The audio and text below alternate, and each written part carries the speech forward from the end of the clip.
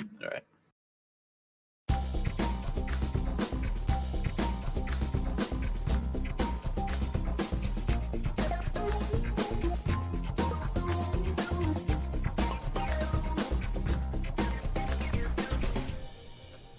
Yo, we made it to episode number 23. What's good? Hey. Episode 23 for Saturday, June 27th, 2020. It's me, Mark Money, along with Killer Metal Mike. Hey. And Pop That Baby Maker. Hey. I feel like I want to make a new intro. I feel like it's very robotic. And we're better than that now because Only when you say it. we're on Spotify now. I would love an intro if you had That's that right. segue, though. You like that? That's right, ladies and germs. Let's get a round of applause. All right. Hey. For Very me? good. Yes, our lead tech engineer, Mark Money here, got the podcast up available now on Spotify. You know what? It's up available So- on something else too. Well, it's also available on Anchor. If you ever heard of Anchor, that's the hosting site. So you can go to anchor.fm/Don't Hate the Podcast. That's got it. I think that's where you go. Keep going. Sorry. Yeah. So that's right. Now you don't even have to look at our ugly faces to get the information that you want. That's the best part. That's it. It's brilliant. You just, you sit down on the bus, busy, you had a long day, you're on the ride home, you just want to get there and turn on your own video games. In the meantime, you got to deal with all these bus people, and you're like, hey man, 6 feet, bro. And they're like, hey man, you got any change? And I'm like, no man, I don't got any change. 6 feet, bro. Come on, seriously, back up. But anyway, then you're like, what am I gonna? I would just want to play these video games when I get home. Let me listen to some video game related material right now. You pop in your earbuds, listen in your ear holes, and there we are, right Also- there on Spotify. Also, Sloppy Poppy on SoundCloud. Oh, and Sloppy Poppy on SoundCloud. I was gonna say, still a is banger. it like? I feel like very unmillennial of me to like Not have not been plugging. know. I don't know what Spotify is or how it works or anything. That's good. That's good. You said it's unmillennial of you? It's like very like I feel like everybody my age is like, oh, Spotify's the greatest. No, you know what Pandora is? Broke, can't afford Apple Music. Wait, Oh, what? is that what it is? Superior service. Apple Music. Yeah. Oh, we're having this conversation? I mean, if you really want to know, it's... Okay, here we go. What? I mean, it's just... No, I'm not sticking up for one or the other. Spotify and Apple Music are the same thing. Spotify got bought by Google, so it's automatically like the other thing. Yeah, it's like the same thing except Apple Music's just better. So wait, you just said you don't know what Spotify is, but Apple Music's better. How can Yeah, you even like- be qualified to say that? I've used Apple Music. It's okay, but No, it's like the people that are like, oh, dude, Amazon Prime Video is so cool, and it's like, no, it's not. you're really selling this our podcast is on Spotify thing pretty good right now. It's Yeah, like, you yeah, are fucking it takes knocking 5 it out of weeks the to park. get on Apple Podcasts, but we're on Spotify, but Apple Podcasts is better. I'm So talking about music, okay? The music section. they all have the same exact music selection. I don't think that's true. Well, oh yeah, that's right. Apple gives you U2 records into your phone that you can't get rid of. That's the one That was like record 9 that years ago. would never forget the time when Apple said, "Listen to this I get mediocre ass rock band." Please. But, Oh, you know what the they got on largest Spotify? What? Us. That's true. That's right. Hey, all bringing right, it back. bringing it All back. right, here we go. Welcome back, boys. Yeah, this is the every week here on twitch.tv/Don't Hate the Podcast. We give our thoughts and opinions live. We do it live on Twitch. Fuck it. We'll do it live on twitch.tv/Don't Hate the Podcast. You could check it out on YouTube. You could check it out on Anchor and Spotify, and also Pocket Casts was the most recent one. The Anchor's a great service. I'll give them a free plug right now because they give you the opportunity to record your own ads and put them into your podcast and monetize your content right off the bat. So that's kind of like one reason that people get into doing this, but that's like the minor reason. You could just make a free account, go on their website, you can record your podcast from your browser. As long as you have a microphone hooked up, you can record audio right through the browser on their website, and then from there upload it to all these different services. They get you on Spotify and Stitcher and Apple Podcasts, and it just does all the work for you. It's great. Anchor. So go check that out. I forget. Remember? No. Go listen to the most recent episode on Spotify, and you'll hear it. You'll hear me read a live ad for the first time.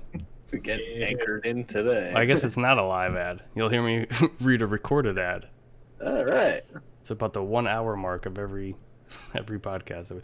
Yeah, so we do usually 2 hours. Just seems to be sticking that. Stick it right in the middle. If you stayed long enough to get to the middle of one of our podcasts, I think you can endure a 30-second ad. If you get through the yes, yes, indeed. Real quick. Oh, that's the patch notes, I think, for this episode. And the other thing, too, is The Last of Us 2 is out. I don't know who's watching live, but don't talk about Last of Us 2 spoilers yet, because Mike hasn't played it. And I'm not finished with it, so. Pop hasn't finished it. 2 non-fans over here. Yes, that's exactly what it is. Not a believer yet. But I will say that for all the people that are hating on the game and sending death threats to the developers, and I can't even say like the things that they're mad about because that's too spoilery, but it does, a lot of it revolves around like the Leaks. no, not even the leaks. I'm talking about like basically the fictional cartoon characters' sexual orientation seems to be triggering a lot of people, and I'm just gonna say it again with all the like ridiculous and unnecessary like hatred that's being spread throughout the world right now. Don't bring that shit here. That's a mistake. Don't leave it in the comments. Don't I don't know, just like people are sending anti-Semitic comments to Neil Druckmann talking about like, why'd you ruin this game? Like, really, like all this shit's going on in the world right now, and you're making a petition to get Naughty Dog to change their game. Did you guys hear about this? There's a change.org petition going around to get them to change the game that they were working on for 7 years, or potentially. Yep. Yeah, I saw that. If you see like an artist's work somewhere else, like a painting or something, and you don't like it, do you like get a bunch of people together and lobby that artist like change his painting? I tried, but he's dead. Yeah, that's what I mean. Like, not I really thought Mona Lisa could use a hat. Some people, I used this example earlier today. Like, some people don't like Picasso. They look at the art and they don't get it. It's very abstract and it's weird and it's not for everybody. But are you going to be like, I don't know, offended that he didn't paint that person's face all in one piece? Like, that's just his way of delivering his content. Like, No. You ring up the homeboy, tell him, come up here. Face is crooked. Fix it. Fix it. What are you doing? Job ain't done. Come on back. Fix That's this. exactly what you tell him. That's 7 years or not. That's why I didn't like the whole like Sonic the Hedgehog thing, the movie, because it's like, I get it. Like, does the final product look better than the initial one they showed off? Yes. Yep. But also, by opening that door, you give like audiences or like mass groups power that they think they should have and they shouldn't. Right. It's like, just because you like something doesn't mean the person that created it should change it because you don't like it. Exactly. Right. It's like somebody sat in a room and said, Sonic looks like this. That's the one. And everybody was like, yeah, okay. You guys ever hear that book Misery? Yeah. You know, it's like I don't know why though. it's about an author who writes a very popular series of books. Oh, and the lady captures him? Well, yeah, he like crashes his car or something, and Right. like in the, I don't know, somewhere out in the woods, and at this cabin, he ends up he ends up in this cabin with this chick who ends up being like a diehard like super fan of his, and he starts telling her about his next book, and she doesn't like the way that it turns out, so she like keeps him hostage and makes him change it, and he like. Didn't they make a movie of that with Bates? Yeah. What's her name? Yes, Kathy Bates. That's right. I might have seen that movie. I just know the story. I just remember seeing that clip as a kid where she like breaks his legs so he can't leave. Yeah, what's the author's name? He's like, Stephen King. Yeah. That's what it seems like though with this Last of Us stuff. That's the point. It's like people are like freaking out, crazy like as if Neil Druckmann owes them something. Right. And he doesn't. Yeah. To be fair, he didn't have to make the first one. So for you guys to be mad about a thing that he made in the first place that you loved so much that now you're mad that there's a second one that he did. Yeah, you know what? Like, maybe, okay, if there was going to be a second one, maybe now you sit back, you look at the first one and the second one collectively together and go, do I like this work as a piece together? All in all, as this artist's work, do I enjoy this? See, without giving anything away, this is a spoiler-free. You're in a safe zone here if you haven't played The Last of Us 2. Like we said, Mike hasn't started it yet. Pop hasn't finished it yet. But I was thinking that it was going to be difficult to talk about these people freaking out and not talk about the game, but it's really kind of simple. Like, without giving anything away, these people, they're like, they're mad about something because it, like what you're saying, it was created and it was presented to them in a way where they became so attached to it emotionally that they think that it's almost insulting in a way, right? That you think you care about these characters, like, yeah, they're fictional characters, but you care about them more than the guy who created them, or even the actors who portray them, who like stepped into their shoes. Right, like Neil Druckmann himself in an interview with Greg Miller of Kind of Funny, you could go watch. Well, I wouldn't recommend you watch it. It's a spoiler cast of The Last of Us with Neil Druckmann, Troy Baker, Ashley Johnson, and Greg Miller. It's fantastic. Go watch that as soon as you finish the game. Right.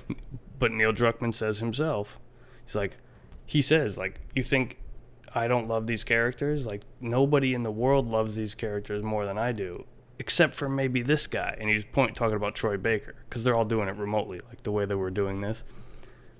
But it makes sense. So regardless of what happens in the game, it's not really up to the fans. The fans should embrace it and understand that like this is what you were. This story was the story before you knew the first story existed. Or not. Yeah. You think that he wouldn't have told more of the story in the PS3 version if they could, but they pushed that thing to its limits. And I think they did with the PS4 as well. The PS4, my PS4 sounds like a space shuttle when I play that game. And that's like a lot of people are saying that their PS4s are screaming when they're playing. Pro, dude. The PS4 Pro, I've never heard you make those noises before. I think the PS4 Pro, the reason it's louder is because it has better fans.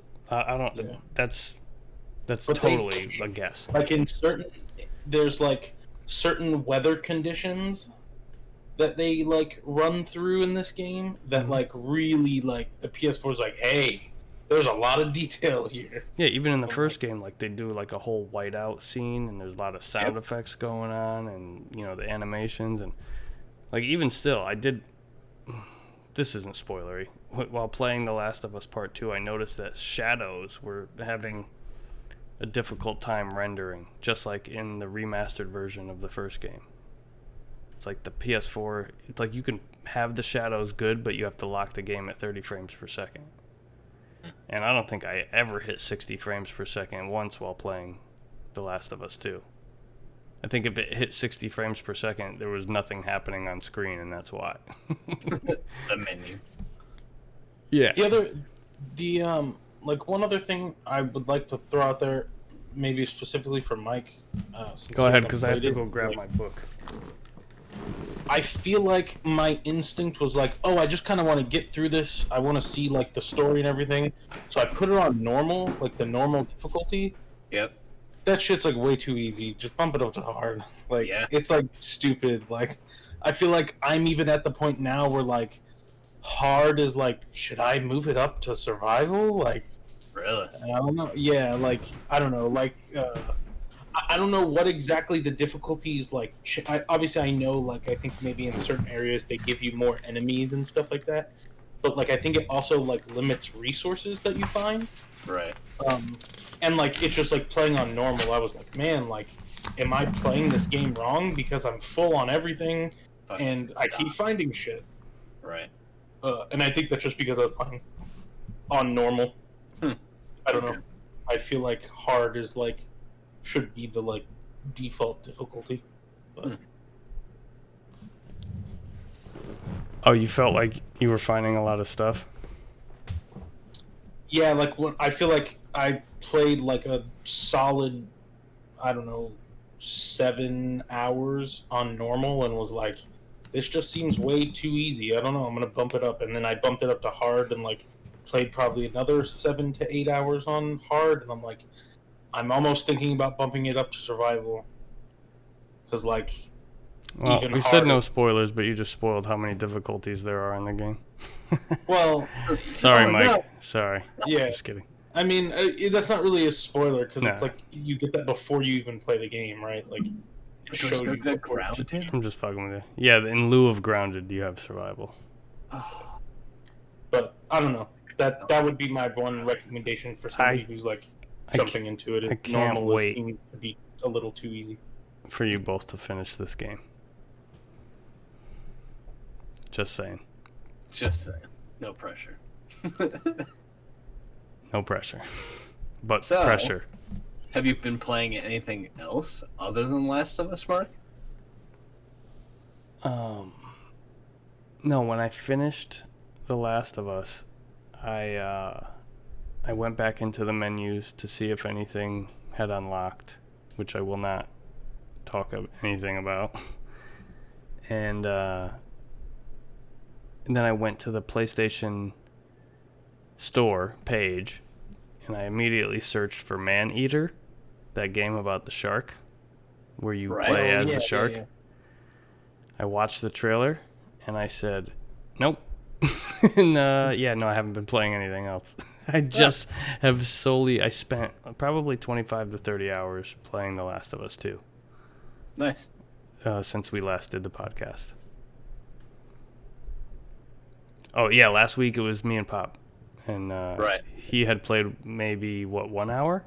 Yeah, it was like an hour. And into it. I was maybe like 6 or 7 at that point. I think there was one day I played for 8 hours.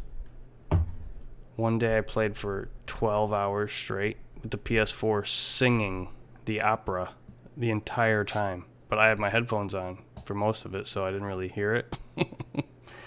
Nice. That shit was 500 degrees when I put my hand back there. I had, I don't know, I couldn't, it wasn't just, it's such a good game.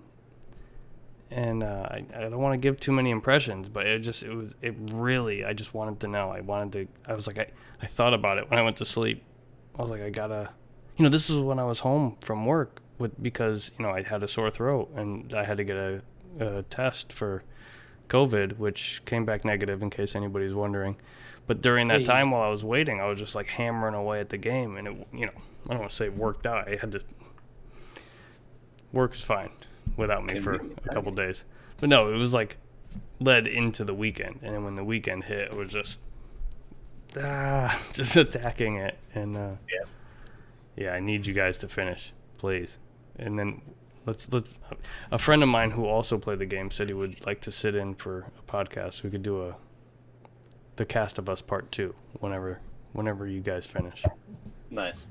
That's my plan. What have you guys been playing besides Pop? I know you've been playing The Last of Us, but Mike, what have you been up to? I'll just real quick. Oh, That's yeah. the only thing I've been playing. Oh, okay. That's it. Yeah, Oh, okay. Wait, didn't you say you were playing NBA 2K earlier? I did. I like literally finished downloading NBA 2K as we started, but I haven't played it at all. I Oh. opened up some packs that they gave me for free, and that was it. I didn't actually get a game in. So That's on the PC. yeah. But you play with a controller. Yes, NBA you have to play with a controller. It doesn't give you an option to play with keyboard. Ooh. I never even thought about how that would be. I guess you would I don't. you would shoot with the Yeah. left mouse button and you would like juke with the right. Is that how? Yeah. Pass So then pass with the right mouse button or space bar or something. You can kind of get away with it with Madden. Like you can play mouse and keyboard. It's not ideal, but I don't know how you would play it with. I would never be able to play Madden with a mouse and keyboard. That would be ridiculous. You can do it. Like it's not the best way to play, but you can do it. But yeah, like NBA, I just don't know. There's certain like things where it's like I don't know how they would pull that off on a mouse and keyboard. Like you kind of need the directional. Like it's not just left right. It's like you're going forward, but like you have to change direction. Like I don't know how they would make it work without a joystick. Hold shift and Where there's a will, there's a way. I just recently learned how to fly a helicopter in Grand Theft Auto 5 on mouse and keyboard. So, is that what you've been playing? I've been playing a little Grand Theft Auto 5. We hit the casino today. I know. We hit the casino. I did some missions earlier, just kind of dicking around in there, getting griefed by trolls. I played a little bit of Overwatch, like I said. Leading into this podcast, even. Yeah, got to play the new hero. Made it feel like a video game. Yeah. Ass. Made it feel like an ass game. Ass game. It's all ass. What else? Oh, the big one that I've been playing really is I picked up the Metroid Return of Samus, or Samus's Return, or whatever the hell it is, on the 3DS. That came out in I don't know, 17 maybe, 18. I don't even know. I'm a bad researcher. But what I can tell you is that I don't know if I'm a huge fan of the Metroidvania type of game. Like, it really feels to me like I get the idea of you go somewhere, you find an ability, that ability helps you backtrack and open up new areas and crap like that. Mm-hmm. But at some point, man, I just feel like, okay, go to A to go to B, go to B to go back to A, to go to A to now go to C, now go to C to go to B, now go to B to go back to A, now go back to A to B to C to C to A, then A to D, and I'm like, dude, why? I'm just going back and forth and like. Well, I guess if the loop is fun, right? If like the platforming and the fighting is fun, then it's all like worth it. And but games that like, do it just to do it is kind of I don't know. Like, have you played Hollow Knight at all? No, I didn't play Hollow Knight. It's pretty cool, man. I want to get back into that. I really wanted to like the Metroid game because I really enjoy the look and like watching people play Super Metroid. Like, that game looks like so much fun, and the bosses and stuff that you fight in there are super cool. But this one, like, the only thing that I've done the whole time is like, go fight a Metroid. It's like one of 3 variations of the same enemy that attacks you. Then when you kill the thing, you have to find, X amount more, and then bring him back to a thing that collects them all. And then that'll open up your next area. Like, what game is this that you're talking about? What is it? Return of Samus? Oh, right. Okay. It's just like, that's a remake of Samus 2, right? Yeah. Metroid 2 for the Game Boy? Yes. Yeah. And you're playing that on the Switch? On the 3DS. 3DS. Oh, is that only on the 3DS? Yeah, I think so. Yep. Okay. Unless you want to go back to the original Game Boy. That was one of those weird ones where they're like, Nintendo's like, guys, we're still supporting the 3DS, even though the Switch is destroying every expectation we have. Don't worry, here's this remake of a Metroid game, but we're not going to port it to the Switch. It's just for 3DS. And we're like, why? We're like, I don't know. We can, damn it. The 3DS is still alive, and we just gave you that Zelda. I mean, what else do you want? Anyway, I'm almost done with the game, but at this point, I feel like I just want to see it through just to say that it's done, because it really just feels like I'm completing a grocery list every time now. I like get a new area. It's like, how many things do I need this time from the store? Well, we need 6 Metroids this time. So yeah, I go out and I find 6 Metroids. I come back to the thing and they say, "Thank you, good sir," and then they open the door for the next area. Like, I think one of the things with that like genre of game, right, is like that kind of they invented it, right? Like, there's a reason why like that and like Castlevania, and you get the like people describing games as like, oh, it's a Metroidvania type game. Like, there's a reason why that is, because they're the ones that started it. But I feel like now we've gotten to the point where like there are much better games in that genre than like those ones, right? Where it's like, Okay. you know, I don't know. It's just like one of those things where it's like, it's like if they were to remake a like, you know, an old whatever, like if they were to remake like an 8-bit just generic platforming game, like, this is cool, but also like Shovel Knight's really good. Like, I don't know that you can get much better than like what they've done. Like, I feel like that like type of game has kind of peaked. Shovel Knight? Just remaking, yeah, like Shovel Knight is like a really good, right, like example of like. I don't know though, but if you say that though, do you close yourself off to like the Celeste? No, that's what I'm saying. Like I'm saying is that like that style of game has only gone up, right? So just remaking a like, oh, this was like the original or close to it, isn't going to like hold a candle to like what you have now to compare to, right? Like, right. Like, you know, like a I nice don't know, like HD remake of Mario Brothers 1 isn't gonna be as fun as Shovel like Knight or Hollow Knight or like, I'm not saying you can't have fun with it. I'm just saying like there's been so much time that has passed that like that category of game has like been tweaked and like refined so much that like, you know, it's like, but comparing to a modern game is like almost not fair. So it's weird to remake something like that. Right. When you say that style of game, though, are you just talking about side-scrolling, like 16-bit? Like specifically with like Metroid, right? Like the Metroidvania type games. That's why I was asking, because the idea of I just use Shovel Knight. I know Shovel Knight is not okay. That game. That's where I was going. I just you use know Shovel what I'm Knight as a like, yes, like I feel like Shovel Knight tries to take that like NES, SNES like 2D side-scrolling platforming game that there was so many of, and it's just like, hey, what if we made one of those now, but just like the best that it could be? And it's like, well, yeah, like if you take Shovel Knight and compare it to any one of like NES, SNES type of games, like it's not going to be like Shovel Knight's going to be way better always, right? Like Katana Zero was kick-ass though. No, yes, but what I'm saying, like, I'm not saying Shovel Knight is the best. I'm just saying compared to the old one. Oh, right, yeah. Like it's come so far, right? It's the same thing with Metroid, right? Like that genre of game has come so far that like just remaking the old one now, it's going to be like there's going to be problems with it. It's going to stick out. And from as far as I know, they didn't change anything with it. Like, it is a like 1-to-1 remake of the original like Game Boy Metroid 2 game. Just when did that game come out? The remake. It came out like 2018, I believe. 2017, maybe.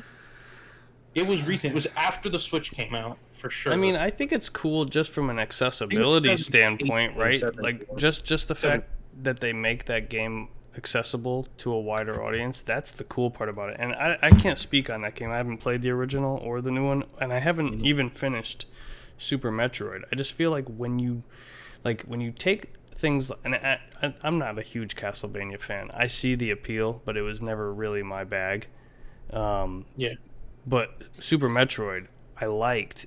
What I don't like about games that call themselves Metroidvania are the fact that they say, okay, people who played Super Metroid for the first time, this experience that they had when they discovered shit without a guide and they were just like struggling and they finally fucking figured it out, I'm sure felt so good that I bet those people have a hard time finding anything else that's that good, even if it's made today, regardless of how it looks or plays. Just that sense of like accomplishment, because they make games a little bit easier these days. But also, I think that anybody who, to agree with what Papa's saying, that anybody who has played the modern Metroidvania games to then go back and say, like, this is what started it all, they're going to be bored, because they're like, okay, well, I see why the games came from this, but this is, like, so rudimentary. But that really speaks to the level of, like, I don't know, ingenuity when it came to creating that. Like, you got to give it to Nintendo for always finding ways to innovate. Like, they made a whole genre. Like, the games started coming out like that. Like, we don't know what to generalize this as, because there's never been anything like it before except Metroid and Castlevania. So let's just call it a Metroidvania. And, like, that's how cool is that? Like, those games are immortalized as a genre now. Like, that's cool. I guess rant over. Yeah, so either way, I'm probably going to see it out to the end, but I don't know that it's been super thrilling the entire time. I am still hopeful of finally getting through Super Metroid, and, like, that'll still be a fun experience. Like I said, I enjoy watching, like, speedrunners play that game, so I feel like the more diverse monsters and things that I can run into, all the bosses and the set pieces and things, I just feel like I see a lot of the same shit in this one. So, yeah, that was the big one I played. Oh, why? Anything else peppered in there? You said Overwatch and GTA. Yeah. No. I sent, like, a postcard to my island folk in Animal Crossing, like, I don't know what that means. I just, like, I am very curious. I don't know if you saw, they, like, did an update. I don't know if it's out yet or it's coming out soon, where you can swim. Yeah, I think it's coming the 1st of July. Yeah. You can, like, that's swim, and interesting, because now I almost feel like it's like, can you, like, because what they showed, you can swim, like, in the ocean, but it's like, can you swim in, like, the rivers and shit? Because now I almost feel like I want to redesign my island. Wait a minute. Based off of swimming. I actually had this conversation with my wife, and I don't think that you can, because you used to be able to swim in the ocean in the 3DS one, a new Leaf. So you could get the suit and still swim in the ocean, but you couldn't swim in the rivers in those. They, like, that's why they all have that weird title at the end, and there'd be no place to get out if you went in a river. Yeah. You wouldn't be able to swim out the end of it, because they all have those little dams, and there's no river banks that you can climb up on like the beach. Yeah. So there's no way to get in and out. But yeah, I'm interested. saw Like, that when there's an update out, coming.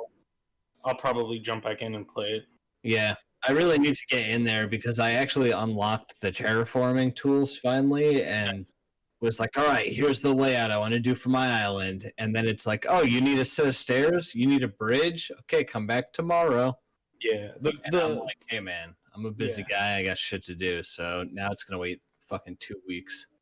The terraforming is, like, you, like, have to be, like, because, like, what I did by accident was, like, oh, like, I want to move. Like, when I started to terraform, I was like, okay, well, I want to, like, rearrange where my buildings are. Yep.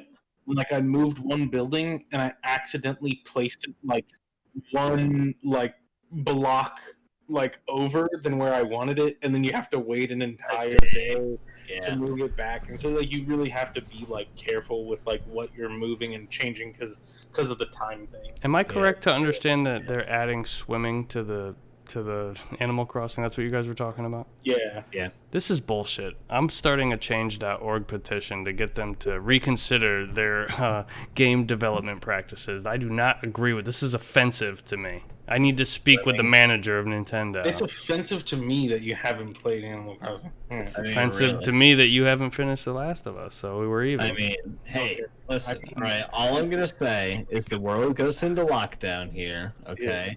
The Last of Us 2 comes out, and everybody's all pissy and all angry and shit. Animal Crossing came out, and everybody sat inside and shut the fuck up. All right. So The thing is like I feel like Mark would love Animal Crossing. Like it would become the game that he's like. I had 15 minutes at work on break, so I decided to hop in and pick some weed. You know what? 3 hours later, they fired me. Yeah, you know what? I feel like I'm being too much. I'll admit it. I'm being too cynical about the game. Every time I look at the trailer, I'm just like, oh, this does not look like something I would ever just like. If nobody told me to buy this, I wouldn't be scrolling and be like, what's Animal Crossing? Like, never heard of it before, and go watch it and be like, nope, I would never, ever. But every time I think like, man, I feel like I'd like to get in on some shit where I go and check in and like maintain it all the time, you know, like, and then I'm like, but maybe this isn't what I want to do. Maybe I want to play The Sims. Maybe I want to get a Dreamcast and a microphone and play Seaman. You know what I mean? Like, what thing do I want to go and check in on every day? Maybe I should hunt down an old Tamagotchi pet and like care for that. But I'll probably just try Animal Crossing in an effort to stop being such a cynical dickhead. And what did you say last time, or two episodes ago? You said, I think Mark just hates happiness. I'll have you know that I've been listening to the Bug Snacks song like almost like twice a week. The game I still think is shit, but the song is amazing. That game is gonna come out and be fantastic. What is that game? Does anybody know yet? I have no idea. I just know from the whole PS5 event, that's like the one thing I've continued to see. Like people are just hyped about Bug Snacks. Oh, so gross. But it's like, so you eat about Resident Evil, they're talking about Bug Snacks. Well, I tell you what, man. Maybe Bug Snacks. Is it just that song that's so hypnotizing? Bug Snacks. It's all the ads, man. I figured it out. I actually, bringing this back here for a second, I figured out why I actually started playing Animal Crossing, like in the very first place, right? So I put this link in here, Mark. I don't know if you want to put this on the media screen. So good. I was watching a video on YouTube about video game related nonsense, and a commercial came on, and they started talking about commercials, and they started talking about commercial culture and commercials in the 90s and the early 2000s, etc., and the culture at the time. And then all of a sudden it fucking hit me like a ton of bricks. I saw this clip and I said, holy shit, I know why I started playing Animal Crossing. Because at the time that this clip was available, things like Road Rules or what was the other one? Real World. Real World. That was it. Like all the, challenge, fucking live in a home together and have to get along with these people or whatever. Like, oh, we're all these people hanging out in this house, but now who's gonna be the one? Like, all those things were like huge at the time, and Animal Crossing came out with this hold on, I'm commercial. trying. Yeah, came out with this commercial for their game, and I had no idea what it was, but I saw this commercial and I was instantly like, dude, I have to get this now because I want to be cool like the MTV kids. I want to be in a house living with people, doing stuff, challenges, like I'm all about it, man. So, this was it. Here's the true story. Another cool thing about Animal Crossing that I think is like reminiscent of like just like early 2000s Nintendo, that was just like kind of in this weird, like we don't know what to do with a lot of our IPs, is like Animal Crossing actually has an anime. Like there's a movie, like an anime style like movie or episode, however you want to watch it, right? It's like 2 hours long or whatever, and it's just like weird and good, and like somehow like captures how Animal Crossing plays and like makes you feel in like an anime. Like it's so strange, but then they just go off the rails. It's like there's aliens and like all this crazy shit. It's so weird. All right, I'm playing the fucking thing finally. All right. Here's the true story. So here it is. Total 90s culture. themselves. And start being someone else. Early 2000s. Nintendo GameCube. Today I was like, let's redecorate the house. And I was like, maybe we should buy some furniture first. Nice outfit. Where'd you get it? A garbage dump? Yeah. Welcome to Animal Crossing, the live game that's happening every minute of every day, whether you're playing or not. Winter's coming soon. Should I make pants for that? Rated E for everyone. He said winter's coming soon. Should I make pants for that? Wow, that I could see why that commercial. So basically, we just looked at like a promo for like a Real World or yeah, it looked like Exactly. it looked like Real World. Right, and at the time, I was that perfect age. I was like watching MTV. I'm like, I want to be cool, like the cool kids, man. So, I mean, look at this trailer. How do you not see that and go, give me Animal Crossing, man? Video game commercials used to be great. Yeah, That's they awesome. did. That's awesome. They, like now, they're all just the same trailer. Well, now it's just 5 seconds that rolls before a YouTube video, and then you click skip. But you already saw the important shit, so it doesn't matter. Yeah, I guess. That's what commercials have turned into. It all comes down to the Super Bowl. Yep. Who buys the most expensive ad? We talked a little bit about Nintendo, so I thought that while we get into the headlines, that we could just switch the first category. Unless you don't, Yeah. if do you care, Pop? Yeah, go ahead. I don't care. It's just, you know, some cool Nintendo news. I think the news that Min Min from ARMS is going to be joining the Smash roster. That's like the story, but the cool part about this is that the video from Sakurai was shot from his home, and it just gave you like a cool like glimpse into, you know, what Sakurai's house looks like. I don't know why that's cool, but he had like 2 giant TVs in his living room and every like game console set up. Like he had a Xbox One, he had a PS4 Pro, he had, you know, obviously a Switch in there. Like I'd almost want to go back and check out and see like every console that he had. And he was just like, yeah, I like to have 2 TVs because I like to play video games and watch TV at the same time sometimes. Anyway, let me tell you about Min Min from ARMS joining the Super Smash Brothers roster. That's pretty cool, though. Did you guys watch that video at all? I did, yeah. I don't know if I saw this video. I did hear about the announcement. Are you looking at it now, Mike?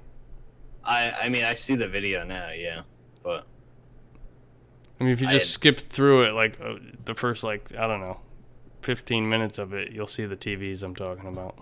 right. It's pretty cool.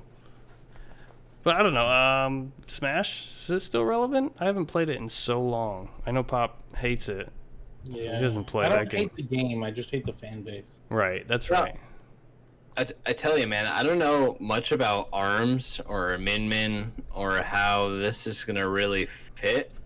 Like, I mean, obviously the guys over at Nintendo sit down and think about all this stuff, so they're like Sure. have a plan for it. Like, I don't know how you do armed range fighter, but He basically said that character will do really well against slow, heavy characters and have a Right. hard time with characters that are quick and stay up in the air a lot. So okay. So that's kind of cool. I mean, like I said, I don't know much about Min Min or that. Like, the thing that actually got me excited about this announcement is like they're still doing the costumes for the Mii fighters. You know, so you can still make like your own characters to put in there. mm-hmm. The outfits that they got, yeah, they got Ninjara, another person from ARMS. They got Heihachi from Tekken. I saw that. They got Callie and Marie from Splatoon, which I feel like they could have easily just done a costume swap of the Inklings, and that could have been like a. They should just be characters, I feel like, at this point. They're Nintendo properties. Like, I don't know. Yeah, but would they even play much You don't different? play as characters? them, right? Like, Yeah. Say it again? I feel like you don't play as them, right? Like, Oh, they're yeah, that's right. in That's the right. Splatoon world, but like you don't ever play as them. No, I was getting confused. I thought those were characters with guns. You do play as them, right? And they can turn into the squid. That's Yeah, how that. yeah. Okay, The that's right. Splatoon, like the unnamed, You're I think, right. like Yeah. Splatoon Kid or whatever. Like there's like those characters, but like the the named ones. They're like always at the beginning of Splatoon. That's like, right. At the match. Yeah. They like talk, but like you don't play as them, so it's just a weird. That's just proof that I don't play enough of that game, it's a really cool game. I just never really got into it. Maybe I'll pick that up. The last outfit that they have is Vault Boy from the Vault Fallout series. Really? Which This is was pretty cool. Is Yeah. Fallout on Nintendo? Yeah, yeah. Which one? Fallout 4. Is on Switch? I'm pretty sure. I Yeah. didn't know that. That's pretty I cool. think so. Well, at least for sure the mobile game is on the Switch, but I think Fallout 4 is on Switch. Maybe I'm wrong. A lot of the Bethesda games have come to Switch. Yeah, that's true. You're right. But yeah, like Fallout, I forgot what it's called. Fallout Shelter is on Switch for sure. It's a free to play, like it's the mobile game they put out before Mm-hmm. Fallout 4. It's a fun game, but yeah, that's on the Switch for sure. Right on. Yeah, I don't really have too much else to say about this character. It's cool that they're still supporting that game. It's cool that you get all those. I do feel like this is good for like the people that like I don't know, like ARMS kind of seem to be one of those like very early in the Switch life cycle first party games that like kind of like a launch game. I know it wasn't a launch game, but like Launch window. yeah, you could throw it in that window of, oh, it's just a launch game. Like it doesn't, like I don't know. It was a cool idea, like, and it seems like it's getting some support. Like people seem to be excited about it. So like if you're a fan of that, like this bodes well for like potentially them having a sequel at some point or whatever, right? Like, I've got to say that when I watched the Super Smash Brothers presentation and seeing the character from ARMS and then seeing gameplay from ARMS and then seeing how it transpired into Smash, I was like, this is making me want to get ARMS. That's really what it was doing. I was intrigued. I was like, I've never really seen gameplay on this level before. I just always saw like sizzle reels where it's like, here's a bunch of action and people getting punched in their face from across the ring. Like, okay, I get it. And you do this thumbs up style Joy-Con. yeah. So I feel like it was definitely like a centerpiece for like the Switch has motion controls still, and they're way better than when like you remember from the Wii. And the Wii was amazing. So yeah, and it's like the motion controls are way better, but like I don't know if that was like a good sell for the game, but yeah I don't know. That's what I took away from it. It's like this is good for ARMS fans. Cool.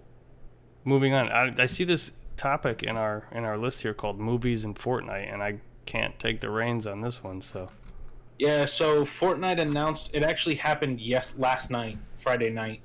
Fortnite announced like during the week that they had partnered up with Nolan Ryan, I believe is his name. Is that the guy, the pitcher, the baseball player? Christopher Nolan. Christopher Nolan. Yes, Oh. sorry. Batman. Yeah, Oh, wait, the guy who did The Dark Knight and like that series, Inception. Mm-hmm. There's some other stuff. He has a new movie coming out called Tenet, I think. And so like basically they partnered up with him, and like in Fortnite just yesterday at different times throughout the day, depending on what region, like what country you were in and stuff, like you could just go in Fortnite and watch, Batman Begins or Inception or like, these other movies that like Christopher Nolan has directed.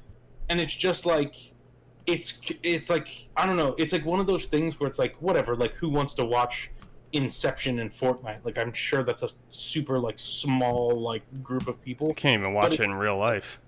It's just impressive that like this free to play battle royale is doing these things to me. Like that is like the story here. Like, hey, you can watch a feature length film in a free to play battle royale game. I'm into it. I was having this conversation today, and I don't want to sound like I'm not really scared of the virus going around right now, but just when I really I'm not, and I'm again not trying to downplay it and not trying to get political or anything. I'm just saying that me personally, when I think about it, I don't think I ever really want to have the desire to go watch a movie in a movie theater again, because it's just not all it's cracked up to be, number one. And number two, like, it is kind of fucking gross. People farting and burping and picking their nose and wiping all over the fucking place. Like, I saw a video of a guy wearing a gas mask basically spraying down the movie theater, and they were like, thank you for disinfecting our seats after each and every show, like throwing it up to the disinfectant guy who works at the movie theater. I'm like, yo, we live in a time where the movie theater, I'm sorry, folks who remember it fondly, and yes, it was lots of fun to go sit in a dark room with a bunch of people who you wish would just shut up and watch the movie and not be crunching on snacks and fucking getting up to go to the bathroom. Like, you know what I mean? Like, we don't need to do that anymore. We just watch the movie in our house, or apparently in a video game. Man, Like, you and I went to movie theaters for way different things. Yeah. Okay, so all right. True. Respect. I'll put some respect on that. Yeah, I actually think, like, just a quick side tangent here is, like, I actually think, like, drive-in movie theaters make way more sense. Absolutely. Right? Like, You right, tune they're, like, way more practical, and, like, I can be in my car. I don't have to interact with anybody if I don't want to. you can talk. At my You can own eat whatever you. luxury, like, exactly. Like, it's way more, like... Yeah, you can have the movie as loud or as quiet as you want because it's Yeah. coming through your radio. Smart. You see, this is why you're on this show, because of that big old brain you got there. That makes too much fucking sense. That we won't do it. I mean, drive-in movie theaters are like even an older like thing of the past that people have kind of like forgotten about. And there is actually a drive-in movie theater not far, like close to my hometown in Connecticut. Mike, you know what I'm talking about? Southington. Yep. They do, like, in the summertime, they would do just showings. I think it was like every month or every week or something throughout the summer of just like, they had a calendar. Like every Saturday, it was like a classic movie. They would show like Jaws and fucking Indiana Jones and all this crazy like old movies. And you just go to the old drive-in. And, Yeah. like, I remember I saw Twister at the I drive-in. saw Spawn and Men in Black at drive-in movie theaters. Cool. Yeah. Yeah, drive-in. But this Fortnite, that's a natural evolution of it. I mean, that's the drive-in now. Well, and also I think it, like the bigger picture, like obviously I think it's really cool what Fortnite does with everything, like all their live events, their everything, like it's like top notch, like nobody else is holding a candle to what they're doing, and I think they should be, like they're setting the standard. I feel like they're setting the bar for what like games should be, like can do, and then they just keep setting it and setting it and setting it, and like it's just like it's impressive. But then also it like opens the door for, like, if you think about like what Fortnite has done, they've partnered up with a lot of like, so like when you know, going back to the earliest one I can think of is like when John Wick 3 was coming out, they put John Wick's skin in the game and had an event around it, right? And then when Stranger Things season 3 came out, they had you know, like a crossover there. And then the Star Wars thing was pretty big when the new Star Wars movie came out. And it just shows you that, like, if you do things right and you play your cards right, like, even though it's a video game, which I feel like is like kind of almost looked at as like a lower media when it comes to like books and films, right? Like I feel like video games is like always like below those for whatever reason. It's like you can really like like if you do things right, it's like, okay, like, hey, what is stopping when Disney Plus adds the next season of Mandalorian and to Disney Plus, right? To do like a, hey, we're gonna show the first episode in Fortnite and you can get a skin, and so they benefit. Fortnite has millions of players. The show benefit. Like it's like this. It's a way to get eyes on it. Advertising kind of partnership that they have. Like I don't know. It's just super. Like it seems like a thing that I think in 10, 15 years people are going to look back on and be like, dude, they set the bar for like change the game. Yeah, like it's like I don't know. It just seems special. Like what they're doing seems so unique and creative, and like it's very forward no thinking. one else is doing it. It's Yeah. like it's very like I would, if I was gonna call myself anything, it's a futurist. I'm very interested in what the future can be, and it's like this just makes a lot of sense. Like, number one, people who haven't played video games, especially online multiplayer cooperative games, they don't have a frame of reference. They don't have any context. They don't realize how personable of an experience that can be. And like when you have the headset on and you see your friend's character avatar in the game and they see yours, and you still can hear each other and you can use body language, air quotes, that, you know, based off of your player character, To interact with each other. right, and then you exist in this world together. Now to be able to go into a map where typically a game about like running around, building forts, shooting each other, to go into a map where there's no guns, where you can just hang out, explore the world, and then you make your way to, like, I'm looking on Epic's page here that you've linked in the document, and it's just this big circle on the map, like, go here to watch the movie. Like, if you want to see the movie, go here. And like so you go with your friend, who, you know, we're all stuck inside because of the quarantine, because of everything that's happening, and you call up your friend and say, hey, meet me in Fortnite. Right, that sounds kind of weird, but does it? It doesn't. It's starting to sound more normal. Like, where are you going to be? You're going to be on Discord? You're going to be on Zoom? You're going to be on Fortnite? You know what I mean? Meet me in Fortnite. We'll go watch a movie. Like, we'll go out to the movies tonight together. You know? It's wild. It's I didn't get an opportunity to do this one, like the movie one. I didn't. I found out about it too late, and then it was kind of hard to get in. But like they did the first one of these things that they did was Last kind of night. like a COVID, like, hey, we're like Fortnite's gonna throw like a digital music festival, and they had all these DJs get on and do live sets. Mm-hmm. And like I did that with like a friend, and it was exactly that. It was like, hey dude, like you want to get on and go check this out, like it seems pretty cool. And then we both loaded in together and we're running around the island. One of us gets a 4-wheeler, and there's like we drive over to where the sets are going to be played, and there's a countdown timer, and there's a giant screen that you see, and then there's all these little screens all over the map, so you don't even have to go to the like main stage. And then once the sets start performing, there's like different things, like they mess with like, oh, like this set is super like you know, like hype, so we're gonna turn the gravity off and let you jump super high during that like song.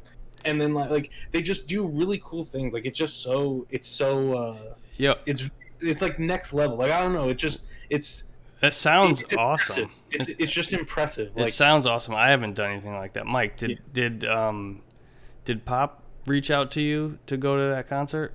No, I didn't. Me neither. No, What the friends, man. fuck? okay, No concert, no Oh, movie. I see how it is. I see where I fall on the order of things around here. No, we should, next time they do that, we should all get it. Can you stream shit like that? That would be a fun stream to do. You can stream it. Like when they did that music So festival, smart. the They're so DJs smart, dude.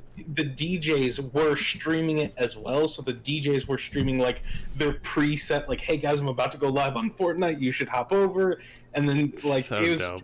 it's just so, I don't know, like it's like it almost like doesn't make sense, because it's like when you think about Fortnite, I feel like you think about the like battle royale and building and all this stuff, but then it's like, dude, like I've been to like the Marshmello concert, the Travis Scott concert, the, you know, like it's so weird how they do things. Like it's very unique and entertaining.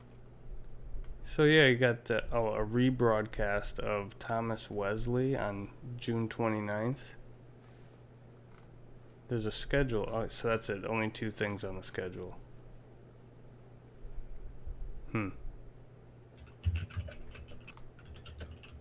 That's really, yeah, that's really cool. We should do that.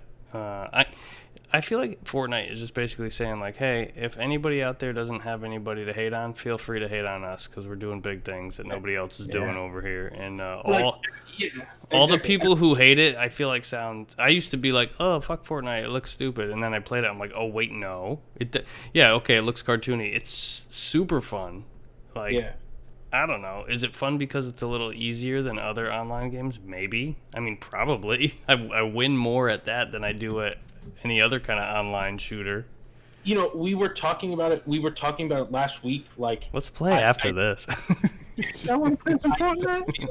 I just feel like they have, like, really have, like, regardless of whether you like it or not, like, however you feel about the game, it's like they just continue to like set the bar where it's like, why did CS:GO go free to play? Because of Fortnite. Like, why is Warzone, Call of Duty's Battle Royale, free to play? CS:GO went free to play. Do I get a refund? Yeah. No, you don't. Like, you just get skins. Right. Well, hear me out. CS:GO, like, I could see not giving up on that. Like, that I wouldn't even put in the same boat as Fortnite. Like, no, but I'm saying the only reason they Royale games I get because you need a huge player base, otherwise your game doesn't work. Yeah, but what I'm saying is Fortnite has like set this bar for like how they update the game, how they attract players that like other companies that have nothing to do like CS:GO, right? CS:GO went free to play and added a battle royale mode with a battle pass. When Fortnite got popular, you don't know about it because it sucks, right? Like, it's terrible. That explains that. But, like, they did it because that's the only way they could compete with, like, hey, all these people that are wanting to play, like, shooters are going to Fortnite because it's free. We have to try to compete somehow. So, like, what if we add a battle royale and go free to play? Like, why did you think Apex launched free to play or Call of Duty Warzone free to play with a battle pass? Both of them, right? Like, it's all because of the success of Fortnite, which I think like is a thing to like in the video game industry is a thing that like is impressive, right? Like, there's not very many times where somebody comes in and makes something that like other companies just straight up have to change the way they do things to compete with that thing, right? And like that's what they're doing. You know, like Destiny just recently had their first like live event, and it kept getting compared to like Destiny's doing their first Fortnite type event, and then it happened, and everybody was so disappointed because it was nothing like any of the Fortnite events, like on scale. And it's like, well, guys, like we can't do what they're doing. Like, it's just not like possible. And like that's where I feel like it's so impressive what they're doing that like I don't even think like you can fully appreciate it right now. Like, I think it's going to be something in years to come where like you look back at like what Fortnite did and how impactful they were, and like it's just going to be a thing that was talked about, right? I feel like what Fortnite is doing is like what online play for video games did, or you know, like what you know, console generations do, right? Like it's of that scale. Tim Sweeney, CEO of Epic Games and creator of Unreal Engine, is worth around $4.5 billion. So if you're looking for a way to measure the success of that company, there you go. I mean, this guy is crushing it and continue. I think we can safely say that he knows what he's doing. And yeah, Fortnite is, let's just call it what it is. It's revolutionary. It changed everything. And to kind of piggyback off that conversation going into our next topic. Wait, right? Well, I feel like at this point, right at this section would be a good spot to have an ad. Yeah. And we're back. Right, so just do it like that. To piggyback off our next topic, right, like, Facebook Gaming has done a lot of stuff in the past week, like a lot of big things. Yeah, they have. One of the big things was that, like, Mixer, the Microsoft-owned streaming service that was competing with Twitch, closed down. Essentially, they announced that they're closing next month. I mean, I don't know why I was surprised when I heard that, but I was, like, shocked when I heard that. I was like, oh, Wow. Well, it is like it's not shocking in the sense that like when you looked at their numbers compared to Facebook Gaming and YouTube Gaming and Twitch, right? Like they were by far like the lowest when it comes to like streaming numbers and everything like that.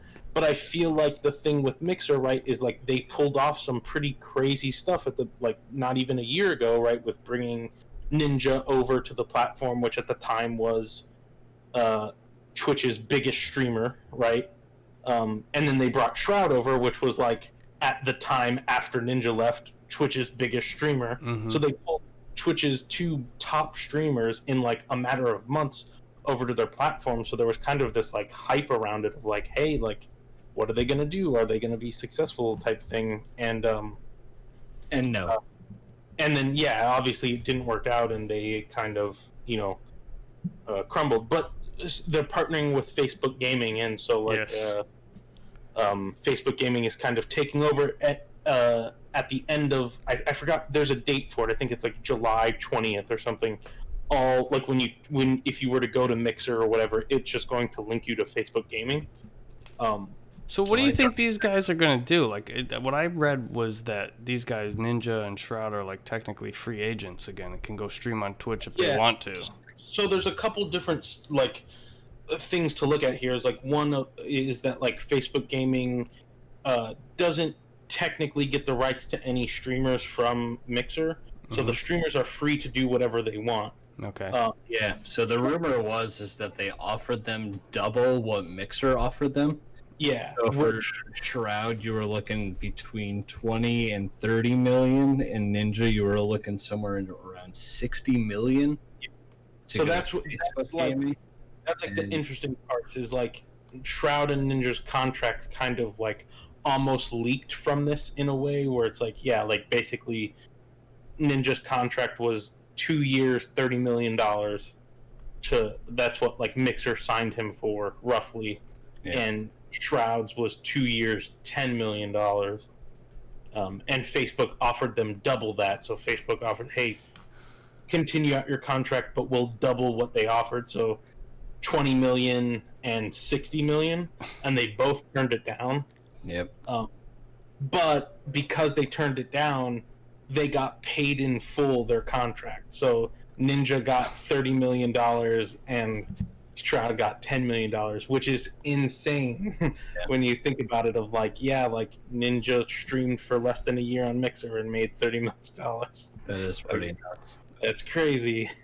That is crazy. It's like a lot of actors don't have that sort of money right now. You know what I mean? And they compared it to like if you looked at like days streamed, Ninja like essentially was the highest paid NFL player this year. Like he made more money for days worked than every NFL player the last season, which is just probably like, wow, like, ever in history. He plays video games, like so I mean, yeah, that like, part, the fact that it's video games now is not even like the crazy part. Like we've accepted, I think, as a society that video games are just part of it, and that people can get paid. The amount of money for it's the amount. Yeah, it's the amount. It's the amount of money. Not even who cares what it's for. It could be for playing football. Like it's been astronomical. The amount of money that athletes get, and like even movie stars, and I think musicians are the ones that deserve it more than anybody. Well, I mean, maybe actors too. I mean, who am I to say what people? They deserve whatever people are willing to pay them. So that should be the end of the discussion right there. But it is wild that not only are they able to sustain themselves, but they're able to live this lavish lifestyle, like anything pretty much imaginable. And then you can build like an empire with that kind of money. You can really make a significant impact in the world if you choose to. The crazy thing is like obviously the amount of money, but that was just to stream on the site. That doesn't include their deals, any of their sub money, any of their donation money that they're making, right? Sponsorship money, like any of that. That was literally just to like be streaming on Mixer, which is crazy. The even crazier thing is now both of them are in the position where they get to negotiate and make even more money to sign for another streaming platform. So it's like you assume that Twitch wants both of them back because they're big streamers, but also YouTube, So also Facebook, Yeah. right? So it's like now they get to sign another contract and make even more money. if which you're ridiculous. I got a couple questions for you guys, and anybody can answer. Firstly, if you're Ninja or Shroud or any of these like high-paid streamers, right? Like let's say you're Ninja. So if you're Ninja, can't you technically? I mean, isn't the ball sort of in your court now? They bought you out of your contract. You can stream wherever you want. So technically, right? Maybe it's not the most financially wise decision, but you could stream on both and not sign with either one of them and just make your money that way, streaming, maximize to all three, right? But couldn't you also say like, yeah, say to Facebook Gaming, I'm actually not going to stream. I'm going to stream everywhere except your platform unless you sign my deal to say that I'll play for you. You pay me to play on their thing, but I'm also going to play elsewhere. And if you don't give me a deal, then I will refuse to play on your. Like, who are they going to say? Like, well, no, we want you exclusively. Like, I then think so. Like I think the money, like, because I think Facebook Gaming. but then all doesn't Twitch, have- then all Amazon has to do is throw more money, and they get them.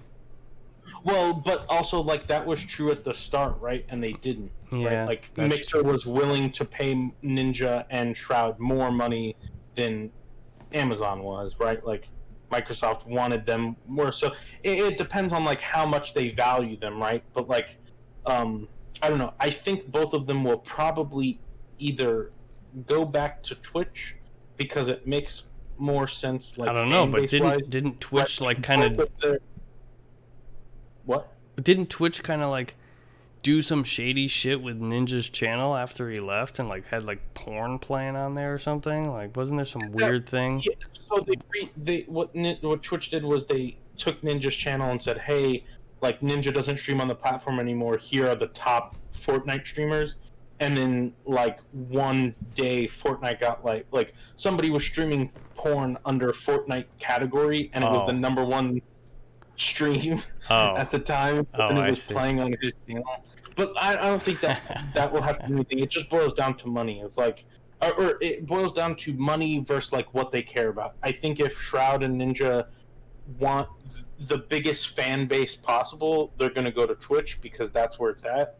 If they just want to get paid the most amount of money, I think probably one will go to YouTube and the other one will go to Twitch, depending You on mean who Facebook? kind of You mean Facebook first.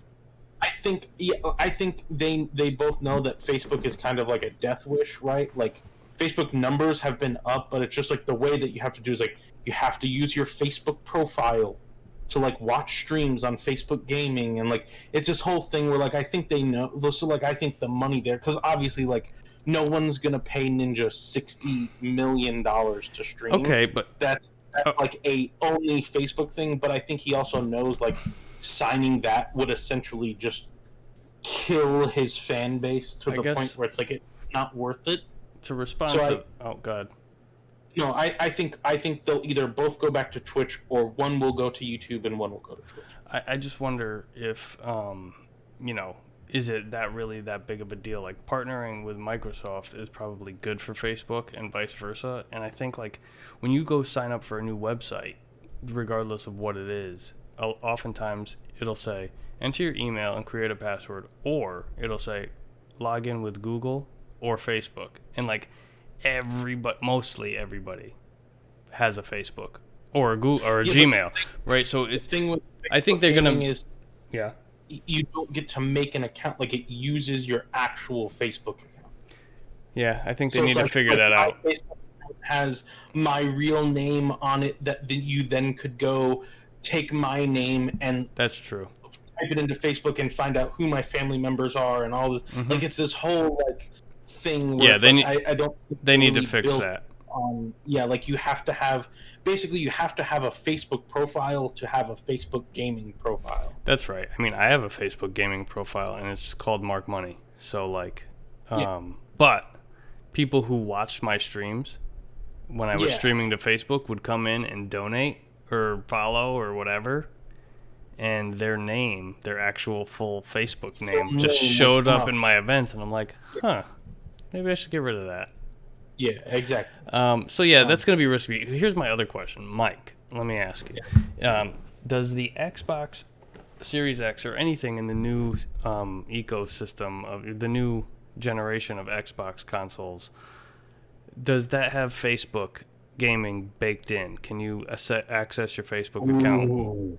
Like, it's essentially a computer. It looks like a computer already, and it's Microsoft, operating system in there. I mean, yeah, if they're teaming up, I'm sure that they're gonna, put the Facebook app on there. Get your Facebook Messenger or whatever as a thing that you can access right there on your Xbox Series X, so that you can, there's gonna be a way, because you gotta get your chat in there, right? I mean, well, that's they're you would. Facebook gaming.